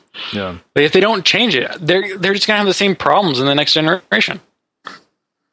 It's really just if they see that as a problem, they're going to do it, or if they're going to change it or not. Like, if they don't, it's probably a problem, and I think they're going to end up losing the whole console wars or whatever you want to go with. Like, it's a big problem, and if they don't address it, it's going to still be there to bite them in the ass. Yeah. You know, and Xbox is just going to improve that connectivity because all of their stuff is based upon that. You know, all of their stuff is based upon downloading stuff and downloading apps and getting everything streamed to the Xbox or the Xbox 720, whatever you want to call it. So their infrastructure, that download internet infrastructure, is only going to get better. I mean, I think it's hard to understate how much catching up Sony needs to do in this department. You know, so we'll find out. We'll find out February 20th. Yeah, we should do like a live commentary thing during the presentation. I'm taking that week off. Oh, is that the week? Is that the week where? Okay, so that's the week where Phase 2 is happening as well. That's I'm doing a lot of development on Phase 2. That's my birthday week. So actually, that Friday is my birthday. So my Better with Kinect cast falls exactly on my birthday. Oh God. I am sorry. Do you need to skip that? Do you need some coverage or? I'm turning 30, so I don't know. Do you want to turn 30 drinking in front of a Kinect? I don't know. I may have to figure that out. Why don't you think about that and let us know? Well, I'm looking at the listing here, and it says it's February 20th at 6 p.m. Eastern. Yes. So I don't see how we couldn't do a live broadcast with commentary going on at the same time. 6 p.m. Eastern. That's like 3 o'clock West Coast time. 3 o'clock our time. Okay. Yeah. Okay. Yeah, I might be able to swing that. That'd be fun. Yeah, we should do that. I imagine it's not going to go for more than 2 hours. Oh God, no! What? That would be insane for it to go 2 hours long. Oh, it probably like hour tops. Hour tops. Gotta be. So yeah, let's do a live stream with it. Live commentary. Yeah, we'll do a live commentary of the thing. That'll be hilarious. They can get our reactions in real time, our shouts and cries and tears of joy or sadness, whatever happens. It'll be interesting. All right. It's been 2.5 hours. A lot of screams in agony. I'm presuming screams of agony, so we'll see. Yeah. All right, guys. I think we're done. You guys have anything else before we kill it? Nope. All right. Nope. All right. Well, thank you, Bob, and thank you, Chris, for coming out. Thanks, everyone at home watching over at 4pp.tv. Please make sure you check out our main website at 4playernetwork.com for gaming editorials, opinion news, and reviews. And if you like what we do here at 4Player Network, like the games that we stream, like the shows we put on, please think about subscribing. It really helps us out quite a bit. And stick around because Brad or someone will probably be coming on. Thanks, everybody.